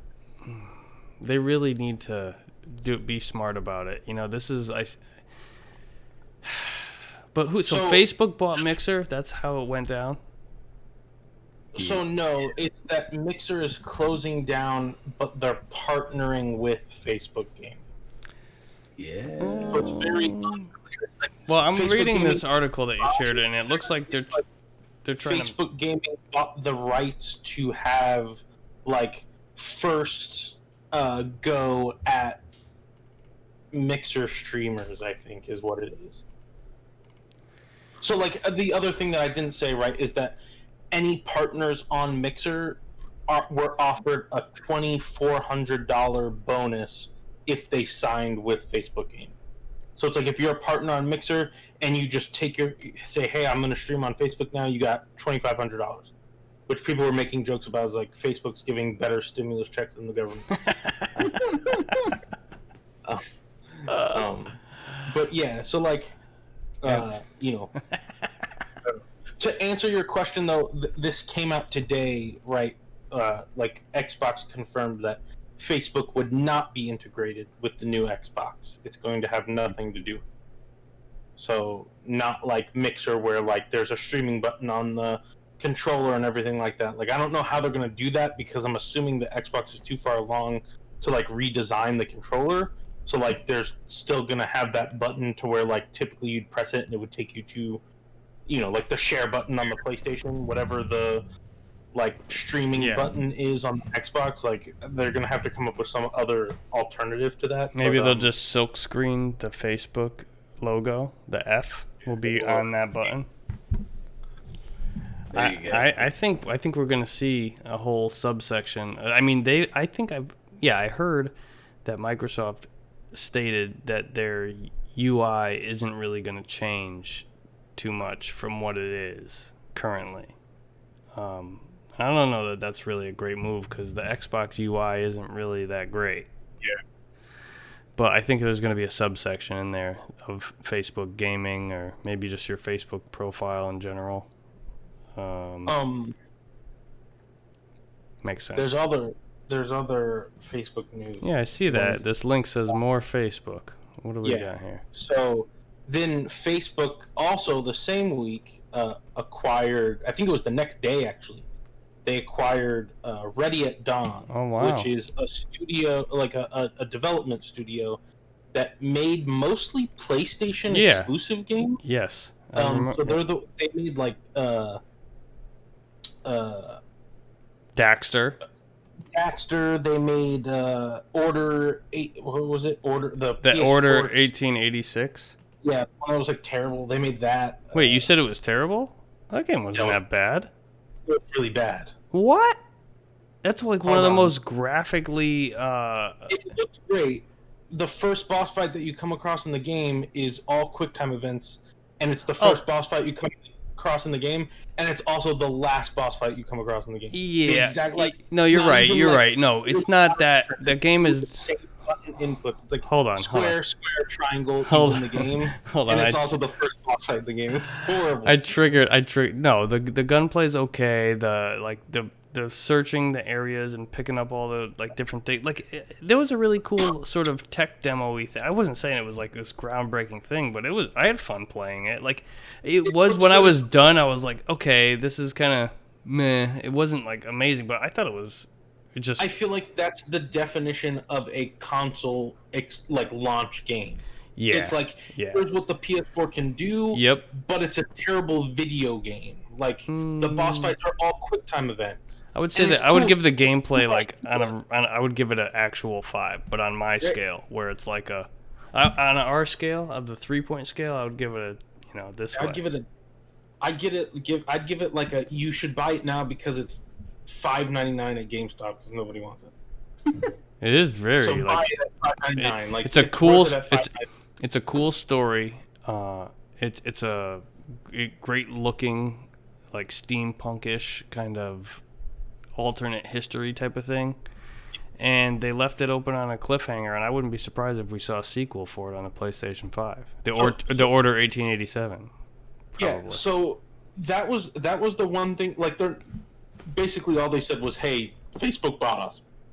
Right? Facebook bought them. Yeah, Facebook bought Ready at Dawn. Oh, I thought PlayStation bought them. No, Facebook. Facebook bought Ready at Dawn, which I thought was interesting because they've pretty much only made PlayStation games. Like they kind of ventured a little bit out with like VR stuff, but like all of their like main games have been PlayStation exclusives. Oh, okay. So Facebook is going to start publishing games. Yeah. I think like Facebook's going to start publishing games. I'm also interested to see what they do because Ready at Dawn has also kind of dropped hints. This was actually one that I was surprised wasn't at that reveal event because they for a while have been dropping like hints of like, yeah, like we're not really done with the Order series. Like we plan on doing more with that. So like it kind of and it was a launch game and they haven't done a main game since. So it kind of made sense of like, oh, they're probably going to have another launch game ready. Like they're the studio that would make sense to have one like finished and done because they were the first studio to publish a game on PS4, right? So it's like if you match up time-wise, it's like, yeah, like that would kind of make sense if they had one ready to go for the PS5. So like I'm curious to see how that works as far as like, since they're owned by Facebook, do they still keep some loyalty to like Sony? And it's like, hey, like we're gonna make this sequel, but just for PlayStation, or do they go, we're gonna make this sequel, but Sony owns the rights to the first one, so we can't make the first one on other consoles, but we're gonna put the sequel on other consoles? Like, it'll be interesting to see how they handle that. Slight variation to skirt the rules. Does Sony own the Sony? What they? Yeah, it was a Sony published game, so like they have the rights, I think. Okay, I mean, at this point now you can just be like, okay, well it's the Order. Who cares? It's not like this fucking amazing thing that people are gonna like. Oh, if it was like Horizon or something, we'd be like, oh, this is yikes. You know what I mean? But it was Sony and they own the IP. I would say that Facebook's doing this deal with Microsoft that anything that so the next Ready at Dawn game, maybe it won't say Facebook published by Facebook, you know what I mean? But if it's Ready at Dawn, it's going to be Xbox exclusive or Microsoft, ecosystem exclusive. You're not going to be able to play any Nintendo or PlayStation version of that game. It'll probably be on the PC too, and Game Pass, because it seems like that's what they're doing. They're just putting all their games everywhere. Yep. So that is interesting. But I guess a smart move, if you have enough money, is to acquire a game developer, especially one who's had success in the past, and develop a video game, because the video game industry is a multi-billion-dollar industry. And it hasn't really showed, like, since the video game crash of what was it, 83? Yep. Yeah, and then Nintendo comes, swinging their dick around and fucking revitalize. You haven't really seen anything but the video game industry like snowball into this thing, not really showing any signs of slowing down. So if it's anything, smart. it's been the opposite, right? Like COVID happened and like video games have continued on an upward trend, where it's like there's like companies like literally Best Buy came out in their like earnings report and was like, hey, we're right now we're relying on like video games keeping us open. Like we need them because yeah. they're the only thing that's kind of making us money right now. Apparently, video games and puzzles are the hot tickets. Oh shit. So yeah, like I think, I don't know. It'll be interesting to see. Like, I think like with these other companies, like you obviously have Google now, like publishing games for Stadia, and like Amazon is publishing games, right? And so like I think Facebook is kind of the natural evolution of that. It's just interesting that rather than making their own studio like the other two, they're just like, hey, we're gonna buy this established one, which I think is like a unique take on that, and like I think will probably at least like short term benefit them because like okay, well we know the studio knows how to make video games, right? Like so the next game they come out is going to be an actual video game, right? Where it's like the Google first party studio that they started, it's like that's a bunch of new people that have never made a game before, right? As like a studio, so like we don't know what to expect. That's an interesting. That's an interesting point. Yeah. But I just feel like any Facebook, anything, even if they develop a new studio and they're like, hey, this is all brand new people, they've never made a game before, that's still gonna come out on Xbox too, and that's the point, right? Like Facebook has this. It's almost like, do you think that if somebody was gonna go sign a deal to stream exclusively on YouTube, that they would have to play Stadia only games at that point? Because that would, because you got like 4 games to choose from. I think it's like this, right? Where it's like, Xbox bought Obsidian, right? Yeah. But Obsidian had that game Outer Worlds that was already in development, and so like Xbox bought them, but they're like, hey, this game that they've been working on is still going to come out on Everything. PC, Xbox, and PS4. Right. Right.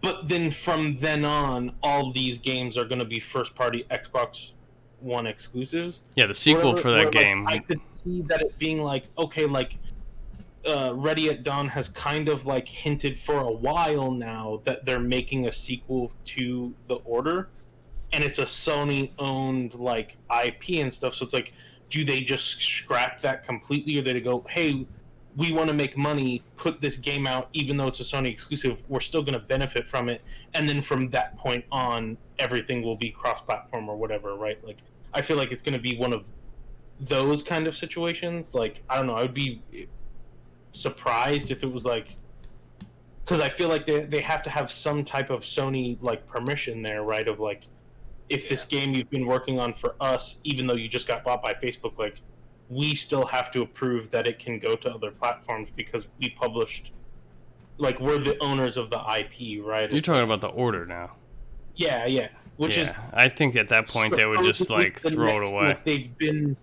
Yeah, but then it's like, do you throw away something that they've been working on for 4 years just because you bought them, right? Like, or do you say, hey, we want to make money, put this out, and then we'll start, right? Like, I don't know. It'll be like interesting how they approach that. What's this game Lone Echo that I'm looking at? That's on. It's a VR game. Oh. Like they haven't made an actual like video game since The Order. Everything has been VR, and it's like weird. Like they made like a VR game, and then there was like a sports add-on, and then like another sports add-on, and then they made a sequel to the like the VR one. But like Facebook acquired the studio that made Beat Saber as well. Wow. I don't know. That's what it says here in this article, and it also says Asgard's Wrath developer Sanzaru Games. So that's their other acquisition. That's wow. All right. Yeah. Hey, the last one on the list here. Yeah, what is this? This is actually pretty cool. I just found this story in the usual way that I find stories for this podcast, and I was just scrolling through, and apparently, so I'll just read from the article. This is from Loudwire, which is like a heavy metal website, or like like a music, more like a hard rock themed website. Yep. The article says, who wrote this? Can I give some? Joe DeVita from Loudwire says, in a shocking move, Poland's government has become the first to add video games as part of a school's curriculum. The game, This War of Mine, will be an educational tool for high school students as part of the 2020-2021 academic school year. Cool, right? The announcement came from the Interactive Software Federation of Europe, or the ISFE, a member of that group. Spidor, I don't really know what that is, but they represent the Polish video game industry. Lessons in the Game, which is a wartime scenario that flips the script on typical war-themed video games, placing the user in the role of a civilian rather than frontline combatant, have applications in sociology, ethics, philosophy, and history. So it like keeps getting cooler. Like, okay, so they're taking this game that's like a game about wartime, which many video games are about, but rather than give you the gun and have you be the guy fighting the enemy, you're just a civilian living through that time, and they're using that to teach you sociology, ethics, philosophy, and history. Inspired by a conflict in the Balkans, the 2014 game, which was developed by Warsaw-based 11-Bit Studios, is based around morality and difficult situations where decisions must be made in order to secure basic necessities such as food, medicine, and shelter. And then I quote, "For the first time in history, a video game had been included on the recommended reading list for schools." This is coming from, bear with me now, Dr. Dominika Urbanska Galenciak, head of Spider, who added, "We're pleased that the Ministry of Education and Prime Minister, hold on, Mateusz Morawiecki?" Okay, yeah, so the Prime Minister and the Ministry of Education in Poland support and recognize the role of the video games sector in culture, creativity, innovation, and even education. This is a great example of how video games can support education by telling stories and raising important ethical issues. End quote. No way. Video games can be a good thing too. Well, so when I first read this, I was like, Pop, I don't know if you remember this, but when I was in elementary school, we had Oregon Trail. Oh, And that was on every fucking computer, and I remember like, wow, this is a great video game, and I can play it while I'm at school. And I really did learn about the Oregon Trail. I learned about dysentery for the first time, and like, hell yeah, how to forge a river, and like that you can, loss is real. Like if you don't do what you're supposed to do, somebody's gonna die. Hell yeah. And I learned I am never going to Oregon. I never made it. Oregon Trail is like, I feel like when people say they've played Oregon Trail, I'm like, oh, you're old. They remade it, Yeah. actually. Yeah. It was a good game. I mean, it really is a good simulation game. Did you ever play the? It's like the Sim, ROM you know, hack of it? like Sim City and Sim Ant. It's like Sim Wagon. Yeah. Did you ever play the ROM hack Oregon Trail? No. It's like the zombie survival. Oh no, Oregon Trail. because that was always the best part when you get to the hunting and you had to, Oh, you gotta get the little rabbits and shit as And they the- fly off. yeah, and yaks and ducks. Oh, yeah. Just Yeah. lay it all out, and then you can't carry anything. But yeah, exactly. I thought that this was really, and I watched the trailer. Apparently, you can get this game right now. It's on Steam. I think it's 75% off right now on Steam. Really? But it looks like the art style is really. It's not like some cheesy video game, It's. So this game was, I've played this game before. Oh yeah. Wait, Really? This this war of War mine. of Yeah. yeah. So it was, I watched a couple streamers play it, and I thought it was kind of interesting. And then it was actually a PSN, like game of the month at one point. Okay. I downloaded it for free. It is really like it's a kind of like side scroller camera view, right? Yeah. But it's not really like you're not moving back and forth. You're kind of in one location, but you do have to make like. I can see why they would use this one for like soldiers, psychology and wars, sociology and stuff, because it is very much like, hey, like, what do you value here? Like, there's a woman who is sick that needs medicine, but there's also these kids that haven't ate in a week. So like, are we gonna go get food, or are we gonna go try to find medicine? Like, which one do you want to do? And like, you kind of have to make those like moral decisions of like, which is more important? What do we value here? Like, some people get upset when you use violence for things. Some people, like, there's a bunch of characters that you know, have different, like, attitudes, and depending on decisions you make, they'll change and, like, dislike and like things. And, you know, you can bring people back that you find out in the world to your camp, and then people in your camp will react to that. Sometimes those people you bring back are good, sometimes they're bad, right? So, like, it definitely, like, I think it challenges a lot of, like, moral decisions as far as, like, you know, do you value, like, kids over, like, food, or, like, do you value food over, like, ammo and guns, or, you know, like, that type of thing? Like, what do you, like, what's important to you and why type of thing? Right, yeah, So, like, yeah. that kind of makes sense as far as, like, Using it to teach sociology. yeah, translating those stuff. Yeah, I definitely can see I it. have the trailer playing in the media screen.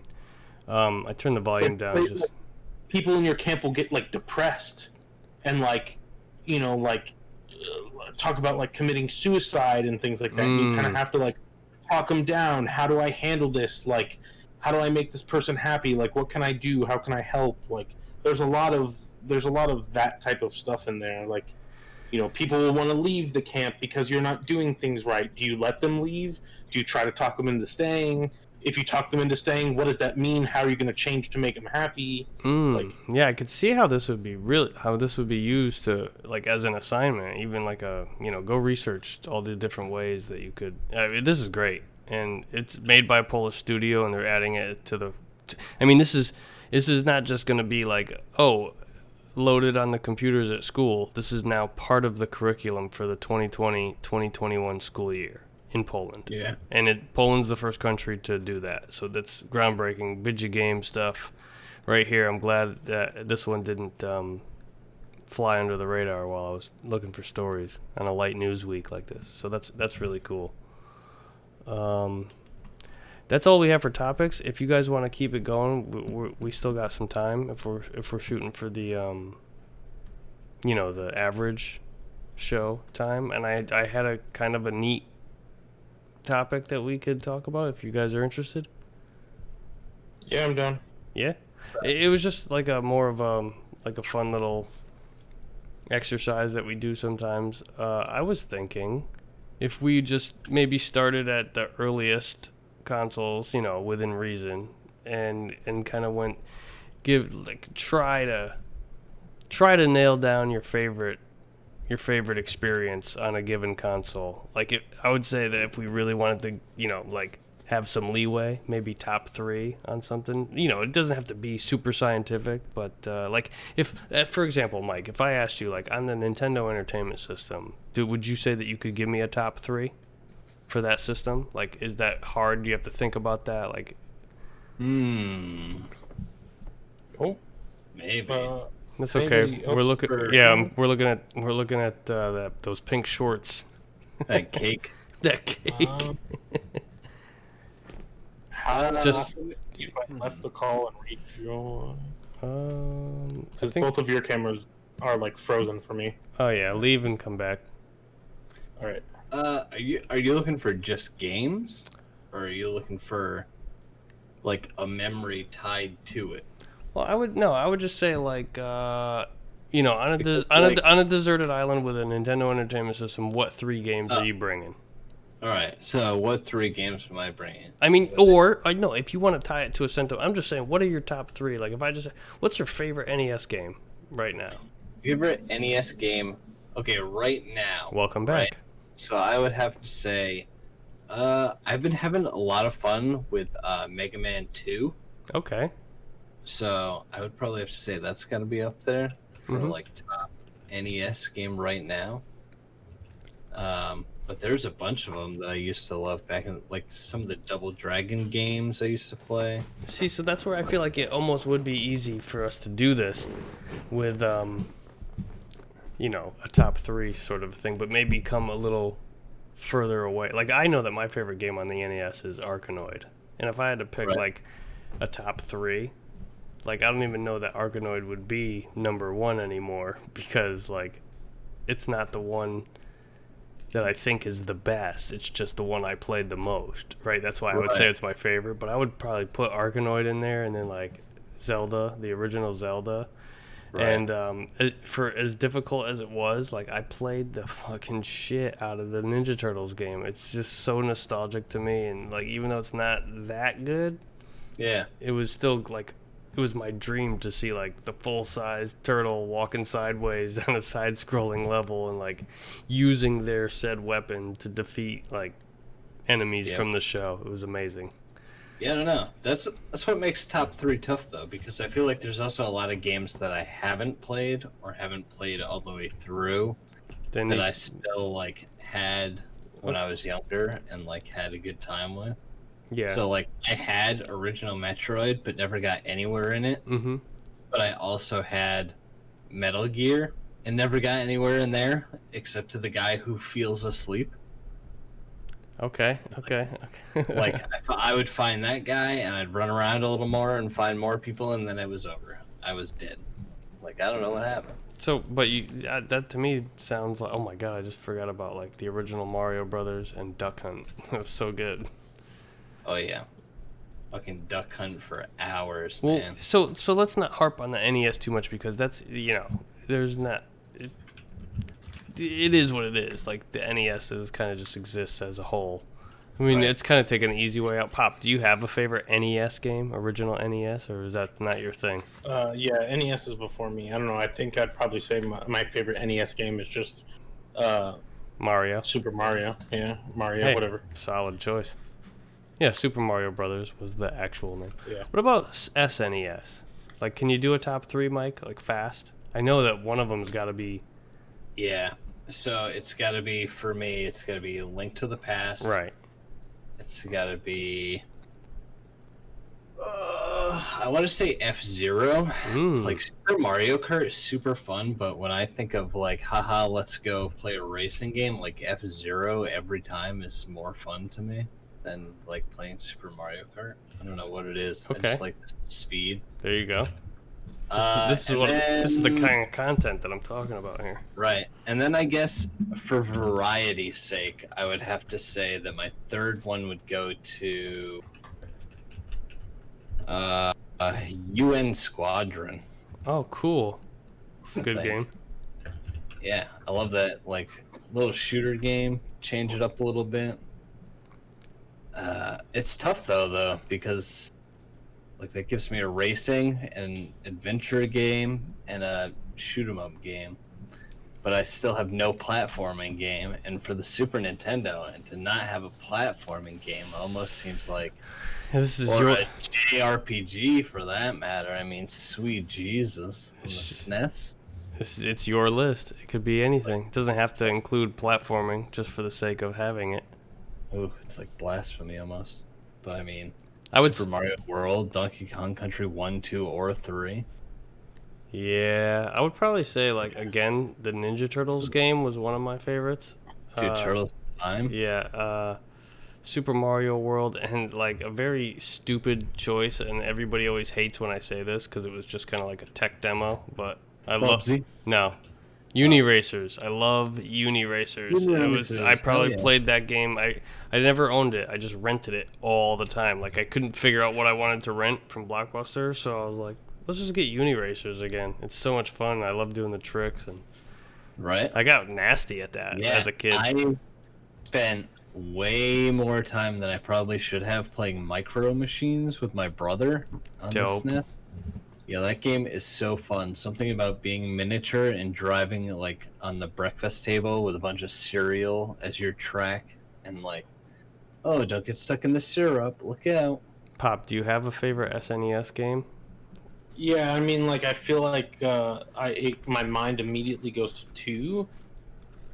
Definitely didn't play them at the time, right? Yeah, yeah, Going but back like that's not a requisite Either- of this list. Chrono Trigger Oh shit! or Super Mario RPG. Oh Like I said, shit! man, on the It's like one SNES, of those two are like, I don't know, like obviously like Donkey Kong Country 2, 3 is like, but Yeah. 1 and 2 are pretty good. I definitely played those at the time, Did you not like 3 because of the character that they made you play as? And then did you feel like writing just feel as like- an angry letter to the developers and making them change it? I don't remember what it was about 3. I just remember I really liked 1 and 2, and then I can remember as a kid playing 3, like getting 3 and being like disappointed. Like I was like, oh, like You know what it is? this It's isn't as good as the one before.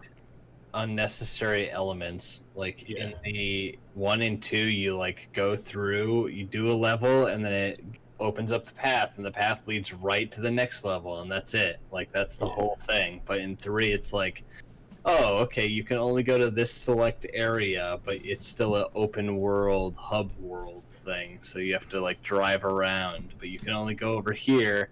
Oh, now you found a boat part. Now you can go over to this area and go walk over that. Like, I never really it played added that. a whole unnecessary level of like, it's an open world, but it's not at all. Like, it's just Also, a map screen. Yeah, you see the buttress in chat fucking going nuts about Oregon Trail. And Turtles in Time. Hell yeah. What's up, butt? Sorry for also responding to the just want to chat. like throw out there too that like maybe not like a good game. I don't know. I haven't played it since it came out, but like Mario Paint. I was just gonna. That's so fucking crazy. I played this shit. I was about to throw that because in. like that was one that like because Yo. like I got my sister had a SNES, and then when we got a Nintendo 64, my sister got the Nintendo 64, and I kind of took over the SNES, and I just remember Mario Paint being one Yo, that I played a did ton of. everything you could do on that. I painted, I animated, I made music, I played the fly swatting game. I Yeah. fucking did everything that you could do. I remember I every Fly spotting game. every time I booted up Mario Paint, before I would start playing, I would click every letter in the intro screen with the mouse, and it would make like a different thing happen. You could like drop the letters on Mario's head as he was running by. If you clicked it at the right time, he'd be running by, and you could like boop, drop the M on his head.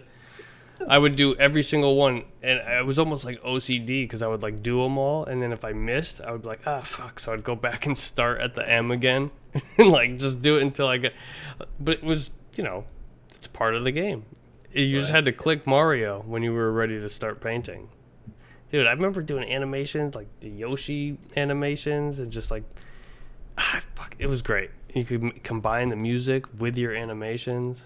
I was never good at making music though. I want to go back and do it now, but it's so tedious. There's so many consoles though from that era. Like, does anybody have a Sega Genesis? What? No, I never owned a Genesis. For- I Yeah, I played mean, occasionally. for me it was Sonic 3, but when you plugged Sonic 3 into Sonic and Knuckles, that was like my shit because you could play as Knuckles in Sonic 3. Right. That and wow, I just had it and now it's gone. Mine was Sonic 2. Sonic 2 is great. And also played a bunch of NBA Jam. Oh, yeah, NBA Jam was one, and Ultimate Mortal Kombat 3 was the other one. But it was actually more fun once I got to the Sega Saturn because the 6-button controller and Right. the better. I was gonna say I was a Mortal Kombat 2 guy for the SNES. Real quick on NBA Jam, I almost threw this in as a topic. Mhm. The NBA, like a couple developers on NBA Jam came out and were talking about like how they purposely made the game to where if you were the Bulls playing the Pistons, that you would miss shots late Yep. in the fourth quarter. Yep. Like it's just like coded in the game that you have a less like likely chance to make shots because they didn't like the Bulls at the time or something. Like they were Detroit fans, so it's like that's how they coded the game. That's Yeah, hilarious. It was rigged for Detroit to win. That was on all versions, or did they like leave that in for the tournament edition and all that? Are we talking about the arcade machine? I just Yeah, I think it briefly was read just the arcade. Yeah. They did it on the arcade machine. They were robbing Bulls fans of their quarters like that. Well, yeah. That's if you're gonna be a Bulls red. fan and be a douche in the arcade. I mean, That's wretched. What? Everybody wanted to play as Scottie Pippen and Dennis Rodman, or it was Grant Hill, I think, right? Did I hear that they were working on an NBA Jam 1-Up arcade? Oh, that would be dope. You know what's I heard that an they were amazing? doing it, but I also heard that they were in talks with Michael Jordan because they have to renew all the licensing for the game. So they tried to get as many as possible. I heard that there was like 3 that they couldn't get or something like that, but they were also talking to new people to put into the game that they wanted originally, including Michael Jordan, who they couldn't get because he had already signed to do Michael Jordan in the Windy City. Oh my God. Which was an A+ game on its own. He made the right move on that one. That's disgusting. Real quick, great video game experience if you're into NBA Jam was the reboot that they did for PS3 and Xbox 360. I had a fucking blast. I could put that on right now and probably play it for 3 hours. I love it so much. It's so much fun with a friend too, but there's no online mode, I don't think. 2K bought the NBA Jam studio. That's They just don't do shit sad. with it. Unfortunate. Damn. If we bumped it up to, let's say, I don't know, N64, This is where, like, now I can start rattling off, like, shit. Well, I want to just hear. I want you to try and be succinct. Try and keep it a top 3. Like, I'll go. I think Mario Kart. Ocarina, and I played a lot of 1080 snowboarding. So those are the first 3 that come to mind. But I know that I had so much fun with Bomberman and like. Mine that come to mind. Actually, this is like. 007, man, it's just hard not to include that. Yeah, like looking back on my Nintendo 64, like, so when I was little, we had an NES, and when the Super Nintendo came out, we took it to GameStop and traded it in and got the Super Nintendo. And then, like, we had the Super Nintendo forever, and it was just a thing that was there forever. Yeah. But then when the Nintendo 64 came out, it was like the first system that I ever was like, hey, Christmas is coming. I want a Nintendo 64. Like, don't f this up. I want a Nintendo 64. You got a 3DO.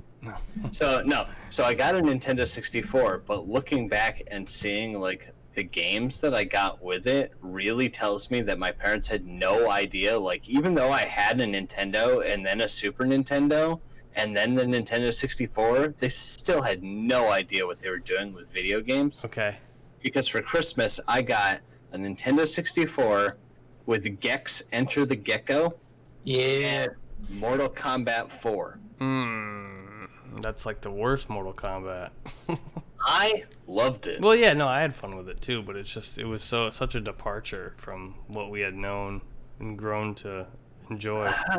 How much story was there at that point? Fuck the story. I'm just mean like the gameplay was so drastically different from like. Was it though? Yeah, because it was. on Nintendo 64, you still got 6-button layout right there in front of you. Yeah, but I just mean, I don't know. It was all 3D polygons. It wasn't sprite-based anymore. The animation just felt different. I don't know how to explain it. It was just like, it was still the same moves and stuff, but it was just different. I don't know.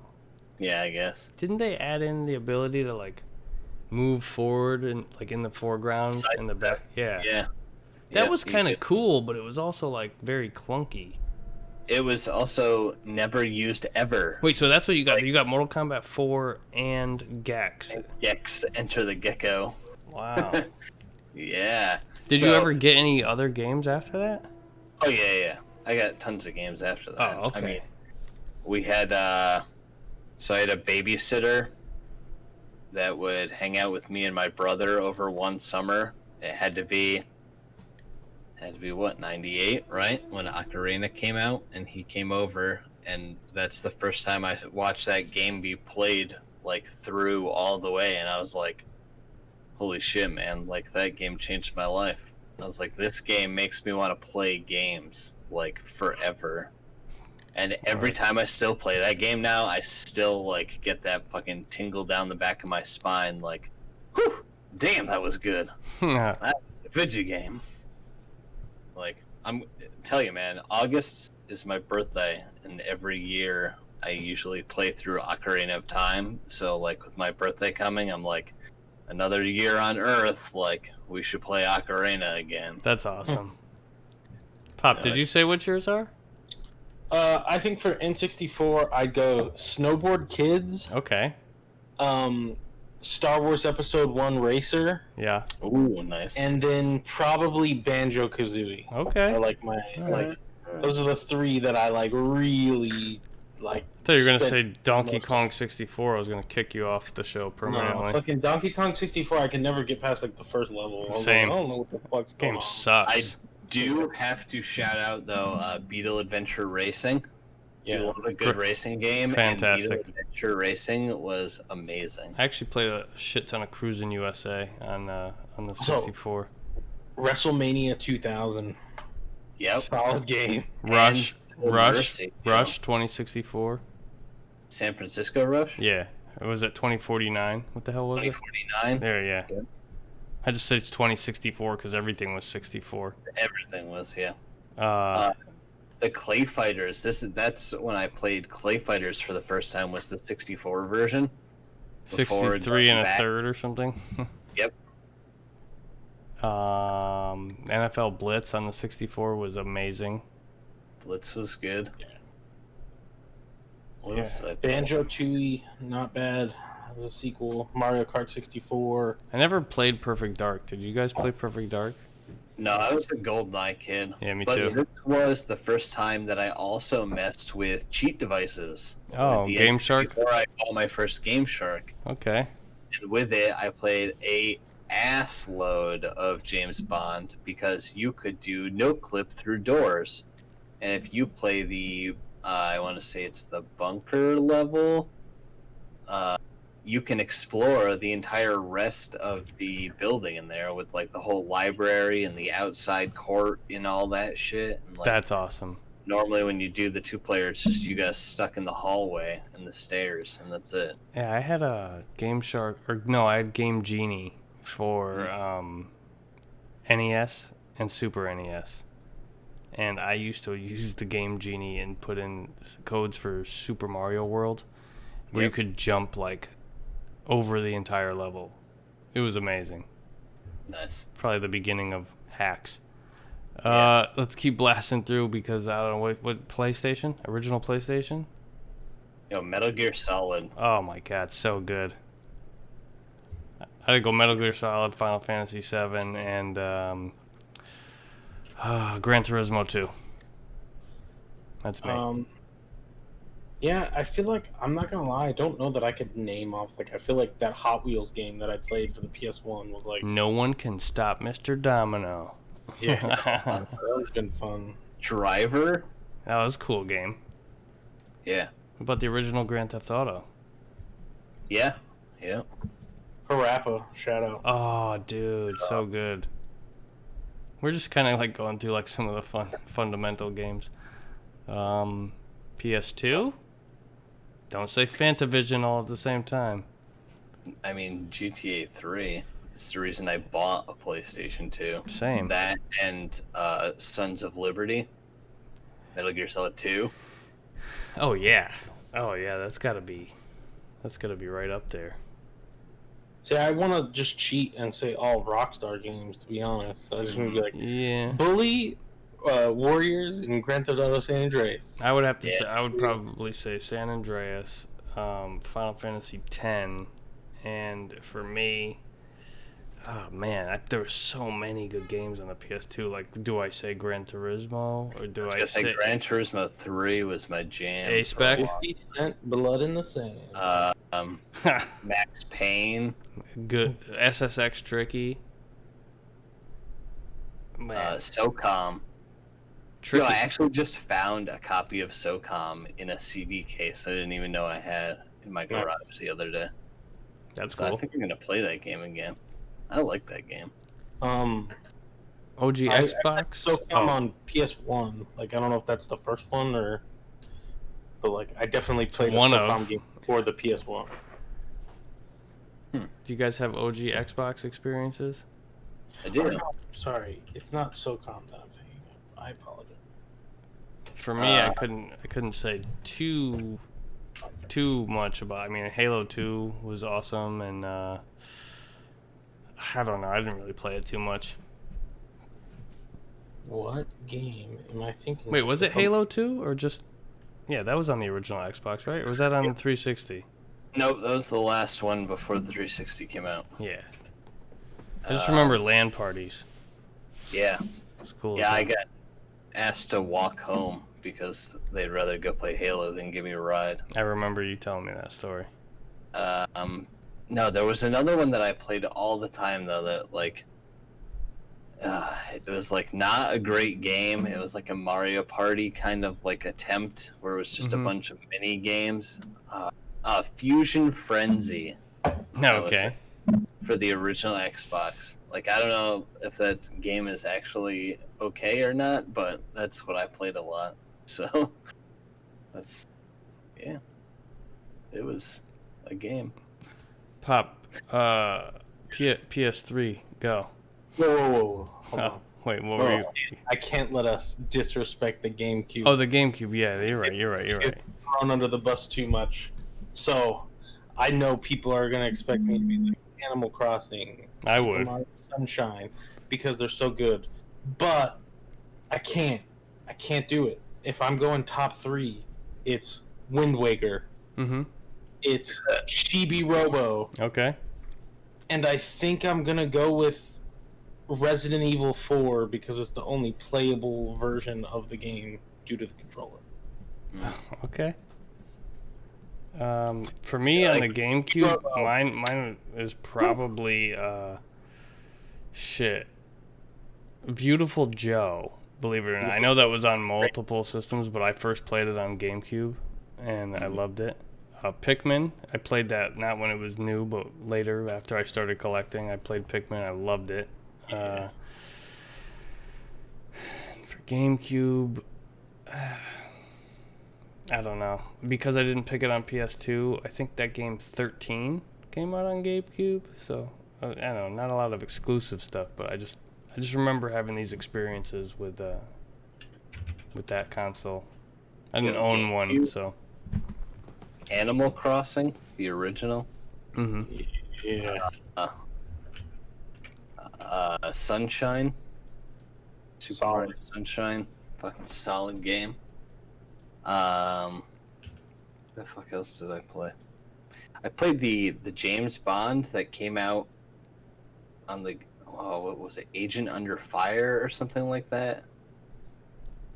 Oh yeah, and it had the grapple guns and shit, dude. That game was fun. Yes. Do you see in the chat right now? That's amazing, because I have to change mine though. The game 13 for the GameCube, I would change to Double Dash. Was better, obviously. Double Yeah. Dash, best Double Mario, Dash. other than 8. I like that this guy in the chat, this is G, is saying Soul Calibur, because that was a solid game. And we skipped right over the Dreamcast too, because that would definitely be on my Dreamcast list. Crazy Taxi. Crazy Taxi was awesome. It's the fucking RPG on Fantasy Star? No, shit, dude. You're on a ship. You go Oh, plane. yeah. Just like that. It's a good game. I don't remember what it's called. Something Time. Seaman. What the fuck is it called? What is that called? Seaman. No. Okay. I don't know. Super Monkey Ball on the GameCube too. Skies of Arcadia. Skies of Arcadia, yeah. You just type in GameCube RPG flying ship. Yo, Melee. Oh yeah. That was like, holy shit, dude. People are obsessed with that game for a long time. What about I just always like picking Link and then changing his outfit from green to red. I know, right? Fire Link? Fire Temple Link? That's how you finish the game anyway. I mean, why would after you get out of the water temple, what use do you have for a water tunic again? 0. And if I wear the green one, I can burst into flames. Piss off! Just let me wear the red one all the time. Jeez. I also have to since we're on the GameCube. I know I'm a Yeah. GameCube boy. I thought this guy brings up a good point though, right? What? Ape Escape, that was a PS1 exclusive. No, I didn't say Ape Escape. I said Super Monkey Ball. Right. Yeah. Okay. But for real quick, I know it's not a GameCube game, but I played this most on the GameCube. It was Yu-Gi-Oh! World Championship 2004 for the Game Boy Advance, just with the fucking. Oh, the Game Boy player. Yeah, the Game Boy player. Oh, I played that so much. That was like prime Yu-Gi-Oh time. I had all the cards. That's awesome. You use the camera, you scan it into the game, you enter the codes. Oh, so good. Then my GameCube got ran over by, or my Game Boy got ran over by a car. I don't know how. That game was inside of it, lived. I was still able to play it, even though it was like crushed. It still worked in the Game Boy player. Who ran over your Game Boy? I don't know. See, like I feel like I don't know. I don't remember. That It's like sucks. one day, like one of my I got into a fight with a friend that lived like a couple houses down from me. They did it. And then, yeah, exactly. They came over to their parents, made them come over to my house and apologize to me because they were like clearly in the wrong. Okay. This was like I was like young. I was Yeah. like 9 years old. Yeah. Their parents made them come over to apologize to me, and when they came over to apologize, they were like, "Also, I found your Game Boy in the street, smashed," and it was like clearly like ran over by a car. But like, I want to say that maybe I had left it over his house by accident, and then he was pissed at me and fucking smashed it. I don't know. When you 'Cause, like, I don't staged it in remember. I front of the was like, fucking how did wheel it of the get car. in the road underneath a car. Like, I don't know. But yeah. That reminds me of a story with my friend. He took his car out before he had his license and before the car was registered. It was like a week before he was going to get his license test. And he was like, "Oh, I got my car. Let's take it out for a spin." I'm like, "What? Are you crazy?" He rear ends somebody with a car full of kids, me being one of them. And the bumper, it was like Oldsmobile Cutlass. The like piece of like the bumper fell off, and just like a little bit of the front quarter, the headlight. And, like, he gathered up all the shit, parked the car back in front of his house, and staged all the shit like just broken on the ground in front of the car. And the next day he like went out like he normally would, about to go to school, and he ran back in the house and he was like, "Dad, somebody backed into my car," and like broke the headlight. And his dad came out and was like, "Oh yeah, sure looks like that's what happened," and like didn't get in trouble for that. I was like, "You fucking God snake. How'd you get away with that?" That's crazy. Yeah, we're Did you guys ever drive when you were like too young to drive? Like you didn't have your license? yeah. It was some of the most intense shit I ever did. Driving on public roads, I was like 15. It's crazy. Yeah. I did it one time to like, I didn't have my license or anything, but I was at my grandpa's house. He wasn't there. He was like on a trip somewhere or whatever. And like, I was like talking to this girl, and she was like, "Hey, like my parents aren't home." I'll be And I right was there. like- I'm like, "I'm getting there. I don't give a fuck." Like, so I pulled out the keys to my grandpa's truck and drove. And then of course someone saw me that I knew. And I was like, "Oh no!" And it was this whole like thing at school. "Oh, he got his license," and I was like, I had to like pretend I was like, "Yeah, like I got my license," and I didn't have that license. Did you ever get caught for that? No, like I mean, like it was like I was like worried that my they were like somebody would eventually tell my parents, but it never got back to them. But like people knew like they thought I had my license like 3 months before I could get it. The real I was question, like, "Oh, yeah, my birthday's in October." don't forget to protect the identity of the innocent, but the real question is, was it worth it? Oh yeah, definitely. Definitely. That was maybe. This is another story. Yeah, that's a story for a different podcast, I think. I don't know. We're over the 2-hour mark. You guys want to pick this back up at the beginning of next week's podcast? Continue talking about our favorite video games. I'm seeing the exuberance leave your face, Pop. You look very tired. No, I'm good. I'll be able. Oh, all right, let's get on that Fortnite then. No, I'm gonna go play Last of Us. Oh, are you? I got to. I'm just thinking about it. I know. I need to. I know the feeling. You're right. You need to do that instead. Maybe Mike wants to play Fortnite. Maybe. Oh, I hey, feel like just go start Last of Us. Mike was telling me. So let's wrap this thing up. Mike was telling me earlier that he's got some footage and he's got some scripts written out. So anything you want to plug before we end this episode? You know, just keep an eye on A Warp in Time on YouTube. There it is. Or, you know, check back on Twitch, Killer Metal Mike, with the Yes. underscores. Yes, sir. Link will be in the description. Yeah, probably. I'll do it.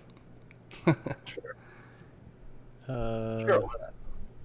Hopefully, in the next couple of weeks, we'll be able to do a Last of Us 2 spoiler cast. What did you just think of, Pop? No, I got a message from somebody that I've been talking to, like a female, Mm-hmm. and they asked me what, like, we were talking about games. He asked me what my favorite game of all time was. I started talking to them, and I had mentioned Animal Crossing, and they just responded, "I've never heard of Animal Crossing. What is it?" And it like hurt me. Ah. Well, now it's a whole new world that you get Yeah. to. There's these talking animals. Time to bring her On into an the island. fold. Yeah, take her on a magic carpet ride and show her the world. I'm working on a video. I don't know when it's going to be done, but I'll upload it to my YouTube channel. Okay, how do we find Pop that? Baby Maker. Word.